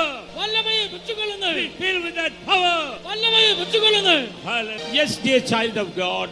ஆம், அருமையான தேவனுடைய பிள்ளையே, The enemy may have planted the thorn in your life. சத்துரு ஒருவேளை உன்னுடைய மனதில் இருக்கிறதான அந்த சிந்தையை கொள்ளை கொண்டு போயிருக்கிறான். He may have planted that thorn in your life. அவனுடைய வாழ்க்கையில் பல முள்ளுகளை கொண்டு வரலாம். That thorny character may be in your life. முல்லை போன்ற சுபாவங்கள் உன்னை கொண்டு வரலாம். Or that wolf may have entered into your life. அல்லது உன் வாழ்க்கையில் ஓநாய் But பிரவேசித்திருக்கலாம். tonight before you leave this place, இன்று இரவு இந்த இடத்தை விட்டு போகும் முன்பதாக the Lord wants to remove every thorn from your life. கர்த்தர் எல்லா முள்ளுகளையும் நீக்க He விரும்புகிறார். wants to remove every character of the wolf from your life. எல்லா Hallelujah. ஓநாயின் சுபாவத்தையும் உன்னை விட்டு அகற்ற Oh, He விரும்புகிறார். wants to make you a holy dove.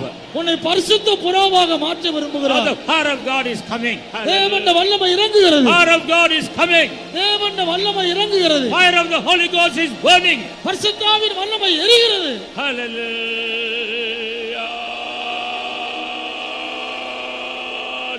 Amen. That weakness that was troubling you, உன்னை தொந்தரவு செய்கிறதான அந்த பலவீனம் right now the Lord is dispelling. இப்பொழுதே கர்த்தர் அதை அகற்றுகிறார். Power of God is entering into your bodies. தேவனுடைய வல்லமை உன் சரீரத்தில் That பிரவேசிக்கிறது. weakness is leaving you. அந்த பலவீனம் உன்னை விட்டு அகன்று போகிறது. Hallelujah. Hallelujah. Amen. Yes, our Lord has promised and he will do it.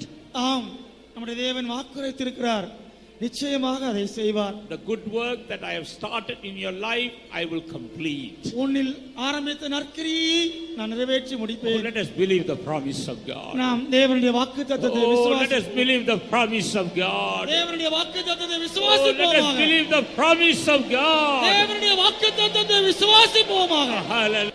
இரண்டாம் வருகையும் சமீபம், பல ஆண்டாக எச்சரித்தும் வாரா. இரண்டாம் வருகையும் சமீபம், பல ஆண்டாக எச்சரித்து வாராம். ஆண்டவரிலே இயேசு வந்தார். நாம் ஆயத்தமாக இருக்கவே. ஆண்டவரிலே இயேசு வந்தார். நாம் ஆயத்தமாக இருக்கவே. இரண்டாம் வருகையும் சமீபம், பல ஆண்டாக எச்சரித்தும் வாரார். இரண்டாம் வருகையும் சமீபம். பல ஆண்டாக எச்சரித்தும் வாரார். ஆண்டவரிலே இயேசு வந்தார். வேன். நாம் ஆயத்தமாக இருக்கவே. ஆண்டவரிலே இயேசு வந்தார். நாம் ஆயத்தமாக இருக்கவே. ஆண்டவரிலே இயேசு வந்தார். நாம் ஆயத்தமாக இருக்கவே. இதிலே இயேசு வந்தார். நாம் ஆயத்தம். Amen. Surely the Lord will prepare you for his coming. நிச்சயமாக கர்த்தர் உன்னை தம்முடைய வருகைக்காய் ஆயத்தப்படுத்துவார். There is no doubt about it. அதை குறித்து ஒரு சந்தேகமும் இல்லை. Just keep believing the power of God. தேவனுடைய வல்லமையை விசுவாசிப்போமா. Just go on believing the power of God. தேவனுடைய வல்லமை விசுவாசித்துக் கொண்டே The Lord இருங்கள். will do that work. கர்த்தர் இந்த வேலையை The செய்வார். Lord will do that work. கர்த்தர் இந்த வேலையை செய்வார். Hallelujah. Hallelujah. Amen. Amen. Now we have come to the close of this meeting. நாம் இப்பொழுது கூட்டங்களுடைய கடைசிக்கு வந்திருக்கிறோம். Before we close this meeting, we would like our center pastor to come forward and lead us in a time of thanksgiving. இந்த கூட்டத்தை முடிக்கும் முன்பதாக சென்று pastor இங்கே வந்து கர்த்தருக்கு ஸ்தோத்திரங்களை ஏறெடுக்கும்படியாக நம்மை வழி நடத்துவார். பல்வேறு இடங்களில் இருந்தவர்களாகிய நாம் ஒன்றாக இந்த இடத்தில் கூடியிருவதற்கு இந்த கன்வென்ஷன் ஏதுவானது. பெந்தெகோஸ்து நாள் வந்தபோது அவர் எல்லோரும் ஒரு இடத்திலே கூடி வந்தார்கள். அந்த வேளையில் பரத்திலிருந்த பரிசுத்த ஆவியானவர் இறங்கி வந்து அவர் மேல் அமர்ந்தார். பெரும் காற்று அடிப்பது போன்றதான் அனுபவம் அவருடைய மத்தியில் உண்டானது. தேவனாகிய கர்த்தர் பரலோகம் சென்றவர் மனித இறுதிக்குள்ளே வாசம் பண்ணும்படியாக இறங்கி வந்தார். அதுபோலவே இந்த கன்வென்ஷன் நிமித்தமாக பல்வேறு இடங்களில் சிதறடி இருந்ததான நாம் எல்லோரிலும் இந்த இடத்திலே ஒன்றாய் கூடி வந்து பரிசுத்தாவியானவரின் வல்லமையான கிரியைகளை அனுபவித்துக் கொள்ளும்படியாக கர்த்தர் நமக்கு இரக்கத்தை செய்தாரே. அதற்காக நாம் எல்லோரும் சேர்ந்து நம்முடைய கர்த்தரை நன்றியோடு ஸ்தோத்திரம் பண்ணுவோம். Praise the Lord, praise the Lord, praise the Lord. எகிப்து தேசத்தில் சிதறடித்திருந்த ஜனங்கள் வனாந்தரத்தில் ஒன்றாய் சேர்க்கப்படுவது தேவனுடைய நோக்கமாயிருந்தது. அப்படியே வனாந்தரத்தில் அவர்கள் சேர்க்கப்பட்டார்கள். நான் உங்களுடைய நடுவில் வாசம் செய்வதற்காக ஒரு பரிசுத்தலத்தை நீங்கள் ஆயத்தப்படுத்துங்கள் என்று கர்த்தர் கேட்டுக்கொண்டார். அதன் பிரகாரம் பரிசுத்தமான இடத்தை ஆயத்தம் பண்ணினார்கள். ஜனங்களும் தங்களை பரிசுத்தமாக்கி கொண்டார்கள். ஆதலால் பரலோகத்தின் தேவன் அவருடைய நடுவில் இறங்கி வந்த மகிமையோடு வாசம் பண்ணி அற்புதமான கிரியைகளை செய்து அழைத்த தேவன் உண்மையுள்ளவர். ஒருபோதும் திக்கற்றவர்களாய் விட மாட்டேன் என்று சொன்ன வார்த்தை அவருடைய மத்தியில் நிறைவேற்றினது போலவே கர்த்தர் நம்முடைய மத்தியிலும் கூட செய்திருக்கிறார். ஆனபடினால் நம்முடைய கர்த்தரை நன்றியோடு ஸ்தோத்திரம் பண்ணுவோம். நம்மை அழைத்த தேவன், நம்மை ஒன்றாக சேர்த்தவர், நம்முடைய மத்தியில் பெரியவராக அற்புதங்களை செய்கிற தேவனாக, நம்மை பலப்படுத்துகிற தேவனாக, நம்முடைய பரிசுத்தமாக்குற தேவனாகவே நம்முடைய மத்தியில் கிரியை செய்து கொண்டிருந்தபடினால் நாம் கர்த்தரை ஸ்தோத்திரிப்போம். ஸ்தோத்திரம், ஸ்தோத்திரம், ஸ்தோத்திரம், ஸ்தோத்திரம், ஸ்தோத்திரம். பாவிகளுக்காக உலகத்தில் வந்தவர், இங்கே கூடப்பட்டதான் அநேகருடைய பாவங்களை மன்னித்து ரட்சித்தார். பிடியாளிகளை குணமாக்குவதற்காக வந்தவர். இங்கே கூடப்பட்டதான் அநேகருடைய வியாதியிலிருந்து விடுதலையாக்கினார். சாபத்தை பரிகரிக்கும்படியாக வந்தவர். அநேகருடைய சாபத்திலிருந்து விடுதலையாக்கினார். கலக்கப்பட்டதான இருதயங்களுக்கு ஆறுதல் அளிக்கும்படியாக வந்தவர். இன்றைக்கும் கூட அநேக இருதயங்களுக்கு இளைப்பாறுதலை கொடுத்தார். அதுபடினால் நம்முடைய கர்த்தரை நன்றியோடு நாம் ஸ்தோத்திரிப்போம். உதிக்கிற ஒளியாக அவர் நம்முடைய மத்தியில் எழுந்தருளி நம்முடைய அந்தகாரங்கள் எல்லாம் நீக்கி நம்மை பிரகாசிக்க பண்ணினாரே, அதற்காக நாம் நம்முடைய கர்த்தரை நன்றியோடு ஸ்தோத்திரிப்போம். முள்ளுகள் கிடையில் இலை புஷ்பம் போலும் ஓநாய்கள் நடுவில் ஆட்டுக்குட்டியை போலும் நம்மை மாற்றி தீர்க்கிறவராக கர்த்தர் நம்முடைய மத்தியில் எழுந்தருளி நம்ம செய்த எல்லா கிரியைகளுக்காகவும் நம்ம மறுபடியும் சேர்ந்து நம்முடைய தேவனை நன்றியோடு ஸ்தோத்திரிப்போம். நம்மறியாத காரியங்களை அறிந்து கொள்வதற்காகவும் நாம் இதுவரை அனுபவிக்காத காரியங்களை அனுபவித்துக் கொள்வதற்காகவும் இன்னும் நாம் பெறாததான எத்தனையோ காரியங்களை பெற்றுக் கொள்வதற்காகவும் கர்த்தர் தாமே தம்முடைய பரிசுத்தவான்களை அபிஷேகம் பண்ணி ஏற்ற வேளையில் அவர்களை ஆயத்தப்படுத்தி நமக்கு அனுப்பி தந்தபடினாலே நாம் நன்றியோடு கர்த்தரை ஸ்தோத்திரிப்போம். நம்முடைய மதுரை பட்டணத்தில் நம்மை அழைத்த தேவன் உயிருள்ளவராக இன்றைக்கும் நம்மோடு இருந்து கிரியை செய்கிறார் என்பதை குறித்து சாட்சியம் அளிக்கும்படியாக இந்த 4 நாட்களிலும் கர்த்தர் செய்த எல்லா கிரியைகளுக்காக நம் கர்த்தரை நன்றியோடு ஸ்தோத்திரம் பண்ணுவோம். பல்வேறு இடங்களில் கூடியிருந்ததாகிய நாம் ஒன்றாக இந்த பட்டணத்தில் கூடியிருப்பதற்கு நேற்றதான் ஒரு இடத்தை கர்த்தர் தாமே அநேகருடைய பிரயாசங்களின் பலனாக கர்த்தர் நமக்கு கொடுத்தார். இந்த இடத்திலே நாம் அமைதலோடு உட்கார்ந்து தெய்வீக ஆசீர்வாதங்களை பெற்றுக்கொள்வதற்கு நாம் கூடியிருப்பதற்காக இந்த இடங்களெல்லாம் ஆயத்தப்படுத்துவதற்கென்று தேவனாகிய கர்த்தர் தாமே நம்முடன் கிரியை செய்தபடினால் நாம் நம்முடைய கர்த்தரை ஸ்தோத்திரிப்போம். கர்த்தர் நம்மோடு பேசின ஒரு வார்த்தைகளும் நம்முடைய காதிலே வந்து சேருவதற்காகவும் நாம் இந்த இடத்தில் இருளுக்குள்ளாகாதபடிக்கு இந்த வெளிச்சத்துக்குள்ளே இருப்பதற்காக நம்முடைய தேவனாகிய கர்த்தர் தடையின்றி ஒலிபெருக்கி ஒலிகளெல்லாம் இயங்க செய்தார். அதுபடினால் நம்முடைய கர்த்தர் நன்றியோடு ஸ்தோத்திரம் பண்ணுவோம். அப்போஸ்தலர் மூலமாக பலத்த கிரியைகள் நடப்பிப்பதற்காகவும் தைரியமாக தேவனுடைய வசனத்தை கூறுவதற்காகவும் கர்த்தராகிய இயேசு கிறிஸ்துவின் நாமத்தை நிந்திக்கிறதான ஜனங்கள் மத்தியில் அவருடைய நாமத்திற்கு மகிமை உண்டாவதற்காகவும் ஆதி நூற்றாண்டுல விசுவாசிகள் ஒரே இருதயம் உள்ளவர்களாக ஒரே மனம் உள்ளவர்களாக ஒன்றாக சேர்ந்து ஜபித்ததன் நிமித்தம் அவள் இருந்ததான் இடம் அசைந்ததென்றும் தைரியமாக அவர்கள் தேவசனத்தை போதித்தார்கள் என்று வேதத்தில் வாசிக்கிறோம். அதுபோலவே இந்த கன்வென்ஷனுக்காய் கடந்த நாட்களில் நம்முடைய விசுவாசிகள் ஊழியக்காரங்களும் இந்த கன்வென்ஷனை குறித்து கேள்விப்பட்டவர்களும் ஒரு மனதோடு ஒரே இருதயம் உள்ளவர்களாக இரவுபகலாக ஜெபித்தார்கள். அந்த ஜெபத்தை கர்த்தர் கேட்டார். அதன் கிரியை அவர் நம் மத்தியில் செய்தார். அப்படினால கர்த்தரை ஸ்தோத்திரிப்போம்.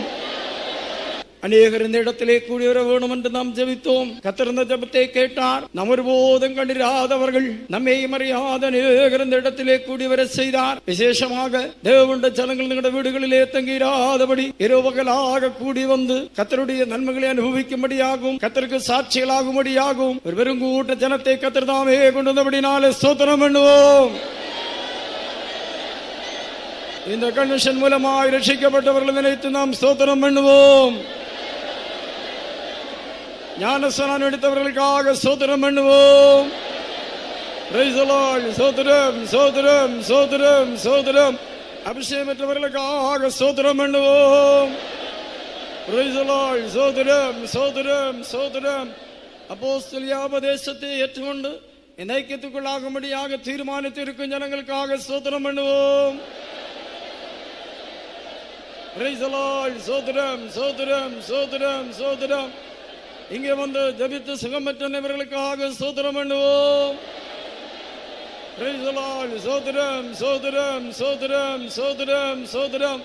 நம்மிடத்திலிருந்து புசித்ததான அனைவர்களுக்காக கர்த்தரை ஸ்தோத்திரிப்போம். சோதரம் சோதரம் சோதரம் சோதரம். இங்கே நடந்த ஒவ்வொரு பணிவிடைகளுக்கு நமக்கு உதவி செய்த எல்லா பணிவிடைக்காரங்களாகிய ஊழியர்களுக்காக ஸ்தோத்திரம் பண்ணுவோம். Praise the Lord. சோதரம் சோதரம் சோதரம் சோதரம் சோதரம். நம்முடைய பாஸ்டர்களை ஏற்ற வேளையில் கொண்டு வந்தபடினாலே ஸ்தோத்திரம் பண்ணுவோம். Praise the Lord. சோதரம் சோதரம் சோதரம். இரவுபகலாக சரீரம் நுழைத்த தேவனுடைய ஜனங்களுக்காக ஸ்தோத்திரம் பண்ணுவோம். சோதரம் சோதரம் சோதரம் சோதரம். பணத்தினால் உதவி செய்தவர்களுக்காக ஸ்தோத்திரம் பண்ணுவோம். சோதரம் சோதரம் சோதரம் சோதரம் சோதரம் சோதரம். அதிகாரிகளால் நமக்கு கிடைத்ததான் எல்லா நன்மைகளுக்காக ஸ்தோத்திரம் பண்ணுவோம். சோதரம் சோதரம் சோதரம் சோதரம் சோதரம். காவல்துறையினரால் நமக்கு கிடைத்ததான் எல்லா நன்மைகளுக்காக ஸ்தோத்திரிப்போம். Praise the Lord. சோதரம் சோதரம் சோதரம் சோதரம். இந்த காம்பவுண்டுக்குள் கால் வைத்திருக்கிற அனைவரையும் கர்த்தர் சந்தித்திருக்கிறபடினால ஸ்தோத்திரம் பண்ணுவோம். நித்திய நரகாக்கினி ஜனங்களை விடுவிக்க தேவர் சித்தம் கொண்டபடினால ஸ்தோத்திரம் பண்ணுவோம். நாம் மகிழ்ச்சி அடைவதற்காக ஆவிக்குரிதான பாடல்களை நமக்கு தந்தபடினால ஸ்தோத்திரம் பண்ணுவோம். நம்முடைய தனிமையான சாட்சிகளுக்காக ஸ்தோத்திரம் பண்ணுவோம். நமக்கு தனிமையான தூதுகளுக்காக ஸ்தோத்திரம் பண்ணுவோம். ஒவ்வொரு பணிபட செய்தவர்களே கர்த்தர் தாமே கரங்கள் எடுத்து பாவித்தபடினால ஸ்தோத்திரம் பண்ணுவோம். சற்று சமாதானத்திற்காக, இளைப்பாறுதலுக்காக, சந்தோஷத்திற்காக ஜனங்கள் பாத யாத்திரைகள் செய்கிறார்கள். பணத்தை செலவு பண்ணி பலவிதமான ஆராதனை பூஜைகள் செய்கிறார்கள். தங்களுடைய சரீரத்தை காயப்படுவதற்காக ஒப்பு கொடுக்கிறார்கள். ஆனால் நிம்மதியின்றி திரும்புகிறார்கள். நம்முடைய தேவனாய கர்த்தர் இலவசமாகவே இந்த நாட்கள் கர்த்தருக்குள் மகிழ்ச்சி அடையும்படியாகவும், பலவீனப்பட்டவர்களாக நாம் பலப்படுவதற்காகவும், சுகவீனராயிருந்த நாம் சுகப்படும்படியாகவும், பசியாகவும் தாகமாயிருந்த நாம் புசித்து குடித்து பலப்படும்படியாகவும் தேவனாகிய கர்த்தர் நமக்கு இலவசமாய் தந்ததான இந்த எல்லா நன்மைகளுக்காகவும் நாம் நன்றியுள்ளவர்களாக இருக்க வேண்டும். இந்த வேளையில் பூர்ண இருதயத்தோடு, பூர்ண மனதோடு, பூர்ண பலத்தோடும் கர்த்தர் நமக்கு இலவசமாய் அளித்த எல்லா நன்மைகளுக்காக நம்முடைய இருகரங்களையும் தூக்கி நாம் ஸ்தோத்திரிப்போம். Praise the Lord, hallelujah. Praise the Lord, praise the Lord, praise the Lord, praise the Lord, praise the Lord. இந்த கூட்டத்தை முடித்து கடந்து செல்வது நமக்கு கஷ்டமான காரியம், துக்கமான காரியம். இனி இப்படி ஒரு நாள் நமக்கு எந்த கிடைக்கும் என்று நாம் எண்ணுகிறவர்களாக இருக்கிறோம். அருமையானவர்களே, இந்த ஆண்டில் கர்த்தராகிய இயேசு கிறிஸ்து வந்தால் நாம் எல்லோரும் கர்த்தருடைய ராஜ்யத்தில் நமக்காய் ஆயத்தப்படுத்துகிறதான இடத்தில் நாம் ஒன்றாக சேர்ந்து மகிழ்வோம், தேற்றப்படுவோம். அதற்காக இயேசு வருகிறாரே. இல்லை, அவர் வருகை தாமதமானால், மீண்டும் நமக்கு இப்படி ஒரு கன்வென்ஷன் கிடைத்தால் நாம் ஒன்றாய் கூடி சந்தோஷிப்பதற்கு கர்த்தர் உதவி செய்வார். கர்த்தர் நமக்கு அருள் இருக்கிறதான இந்த மகாபிரதான வாக்குத்தத்தத்திற்காக ஸ்தோத்திரிப்போம். எந்த விதமான ஆபத்துகள் இல்லாதபடி மட்டும் நம்மை பாதுகாத்தார். இனிமேல் அவர் நம்மை பாதுகாக்கிறவராக இருக்கிறபடினால ஸ்தோத்திரிப்போம். எல்லா துதிக்கான மகிமைகளே நம்முடைய கர்த்தருக்கு செலுத்தி நாம் ஸ்தோத்திரம் பண்ணுவோம். செங்கடல் தன்னை நடுவாய் பிரித்த எங்களே கரமே, செங்கடல் தன்னை நடுவாய் பிரித்த எங்கள் தேவனின் கரமே, தாங்கியதே நாள் வரை, தயவாய் மா தயவாய், தயவாய் மா தயவாய், தாங்கியதே நாள் வரை, தயவாய் மா தயவாய், தயவாய் மா தயவாய். செங்கடல் தன்னை நடுவாய் பிரித்த எங்கள் தேவனின் கரமே, செங்கடல் தன்னை நடுவாய் பிரித்த எங்கள் தேவனின் கரமே, தாங்கியதே நாள் வரை, தயவாய் மா தயவாய், தயவாய் மா தயவாய், தாங்கியதே வரையும், தயவாய் மா தயவாய், தயவாய் மா தயவாய், தாங்கியதே வரையும், தயவாய் மா தயவாய், தயவாய் மா தயவாய், தாங்கியதே வரையும், தயவாய் மா தயவாய், தயவாய் மா தயவாய். மாய்மை ஸ்தோத்திரிக்கிறோங்க தாவே. இங்கு நாங்கள் வந்த நாள் முதற்கொண்டு உடைய கரம் எங்களோடு கூட இருந்தது. உடைய சமூகம் எங்களோடு கூட இருந்ததுக்கு தாவே. நீர் எங்கள் மத்தியிலே அசிவாடி கொண்டிருந்தீர். பரிசுத்த ஆவியானவர் அசிவாடி கொண்டிருந்தீர். எங்களுக்குள்ளே கிரியை நடைபெற்றுக் கொண்டிருந்தபடி நாள் துதிக்கிறோம். நீர் செய்த ஒவ்வொரு நற்கிரியைக்காய் நாங்கள் உம்மை ஸ்தோத்திரிக்கிறோம், ஸ்தோத்திரிக்கிறோம், ஸ்தோத்திரிக்கிறோம் கர்த்தாவே. ஆமென் லார்ட். சகோதரர்கள் ஒருமித்து வாசமாயிருப்பது எவ்வளவு இன்பம் நன்மையுமாயிருக்கிறது என்று நம்முடைய வசனம் சொல்கிறது. அதை எங்களுடைய ஜீவியத்திலே நாங்கள் ருசித்து காணும்படி இன்னும் ஒரு தருணத்தை எங்களுக்கு தந்தபடினால் நாங்கள் ஸ்தோத்திரிக்கிறோம் கர்த்தாவே. தொடர்ந்து இந்த ஒருமன பாட்டில், இந்த ஐக்கியத்தில், இந்த ஒப்புரவாகுதலில் நாங்கள் நிலைத்திருந்து இந்த வரிகளை காணப்பட எங்களுக்கு உதவி செய்யுங்க கர்த்தாவே. நீர் ஆரம்பித்த வேலையை பூர்ணப்படுத்த வல்லவராயிருக்கிறீர். ஆனபடி நாள் உம்முடைய கரத்திலே எங்களை ஒப்புக் கொடுக்கிறோம். இங்கிருந்து நாங்கள் போகும்பொழுது உடைய சமூகம் எங்களுக்கு முன்னதாய் போகட்டும். உடைய ஜனத்துக்கு முன்பாய் நீர் போகுங்க தாவே. எல்லா ஆபத்துக்கள் விபத்துகளிலிருந்து பாதுகாத்து கொள்ளும். ஒவ்வொருவரையும் அவர்களுடைய இடத்துக்கு நீர் சுகத்தோடு கொண்டு போய் சேருங்க தாவே. இந்த வருஷத்திலே நீர் வந்தாலும் நாங்கள் எல்லாருமே மத்திய ஆகாயத்திலே சந்தோஷத்தோடு சந்திக்க நீர் எங்களை ஆயத்தப்படுத்துமாறு ஒன்று கூட நாங்கள் கேட்கிறோம் கர்த்தாவே. ஆமென். நீர் அப்படி செய்வீர் என்று நாங்கள் விசுவாசிக்கிறோம். அதற்காக நாங்கள் ஸ்துதிக்கிறோம். உம்முடைய பலமுள்ள கரத்திலே எங்களை தாழ்த்து ஒப்பு கொடுக்கிறோம். இயேசு கிறிஸ்துவின் நாமத்திலே கேட்கிறோம் பிதாவே. நம்முடைய கர்த்தராகிய இயேசு கிறிஸ்துவின் கிருபையும் பிதாவாகிய தேவனுடைய அன்பும் பரிசுத்த ஆவியானவருடைய அந்யோன்யமும் ஐக்கியமும் நம் அனைவரோடும் கூட இயேசுவின் வருகை மட்டும் இருப்பதாக.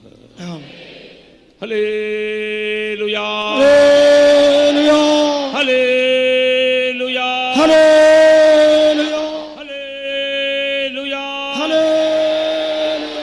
கர்த்தர் உங்களை ஆசீர்வதிப்பார்.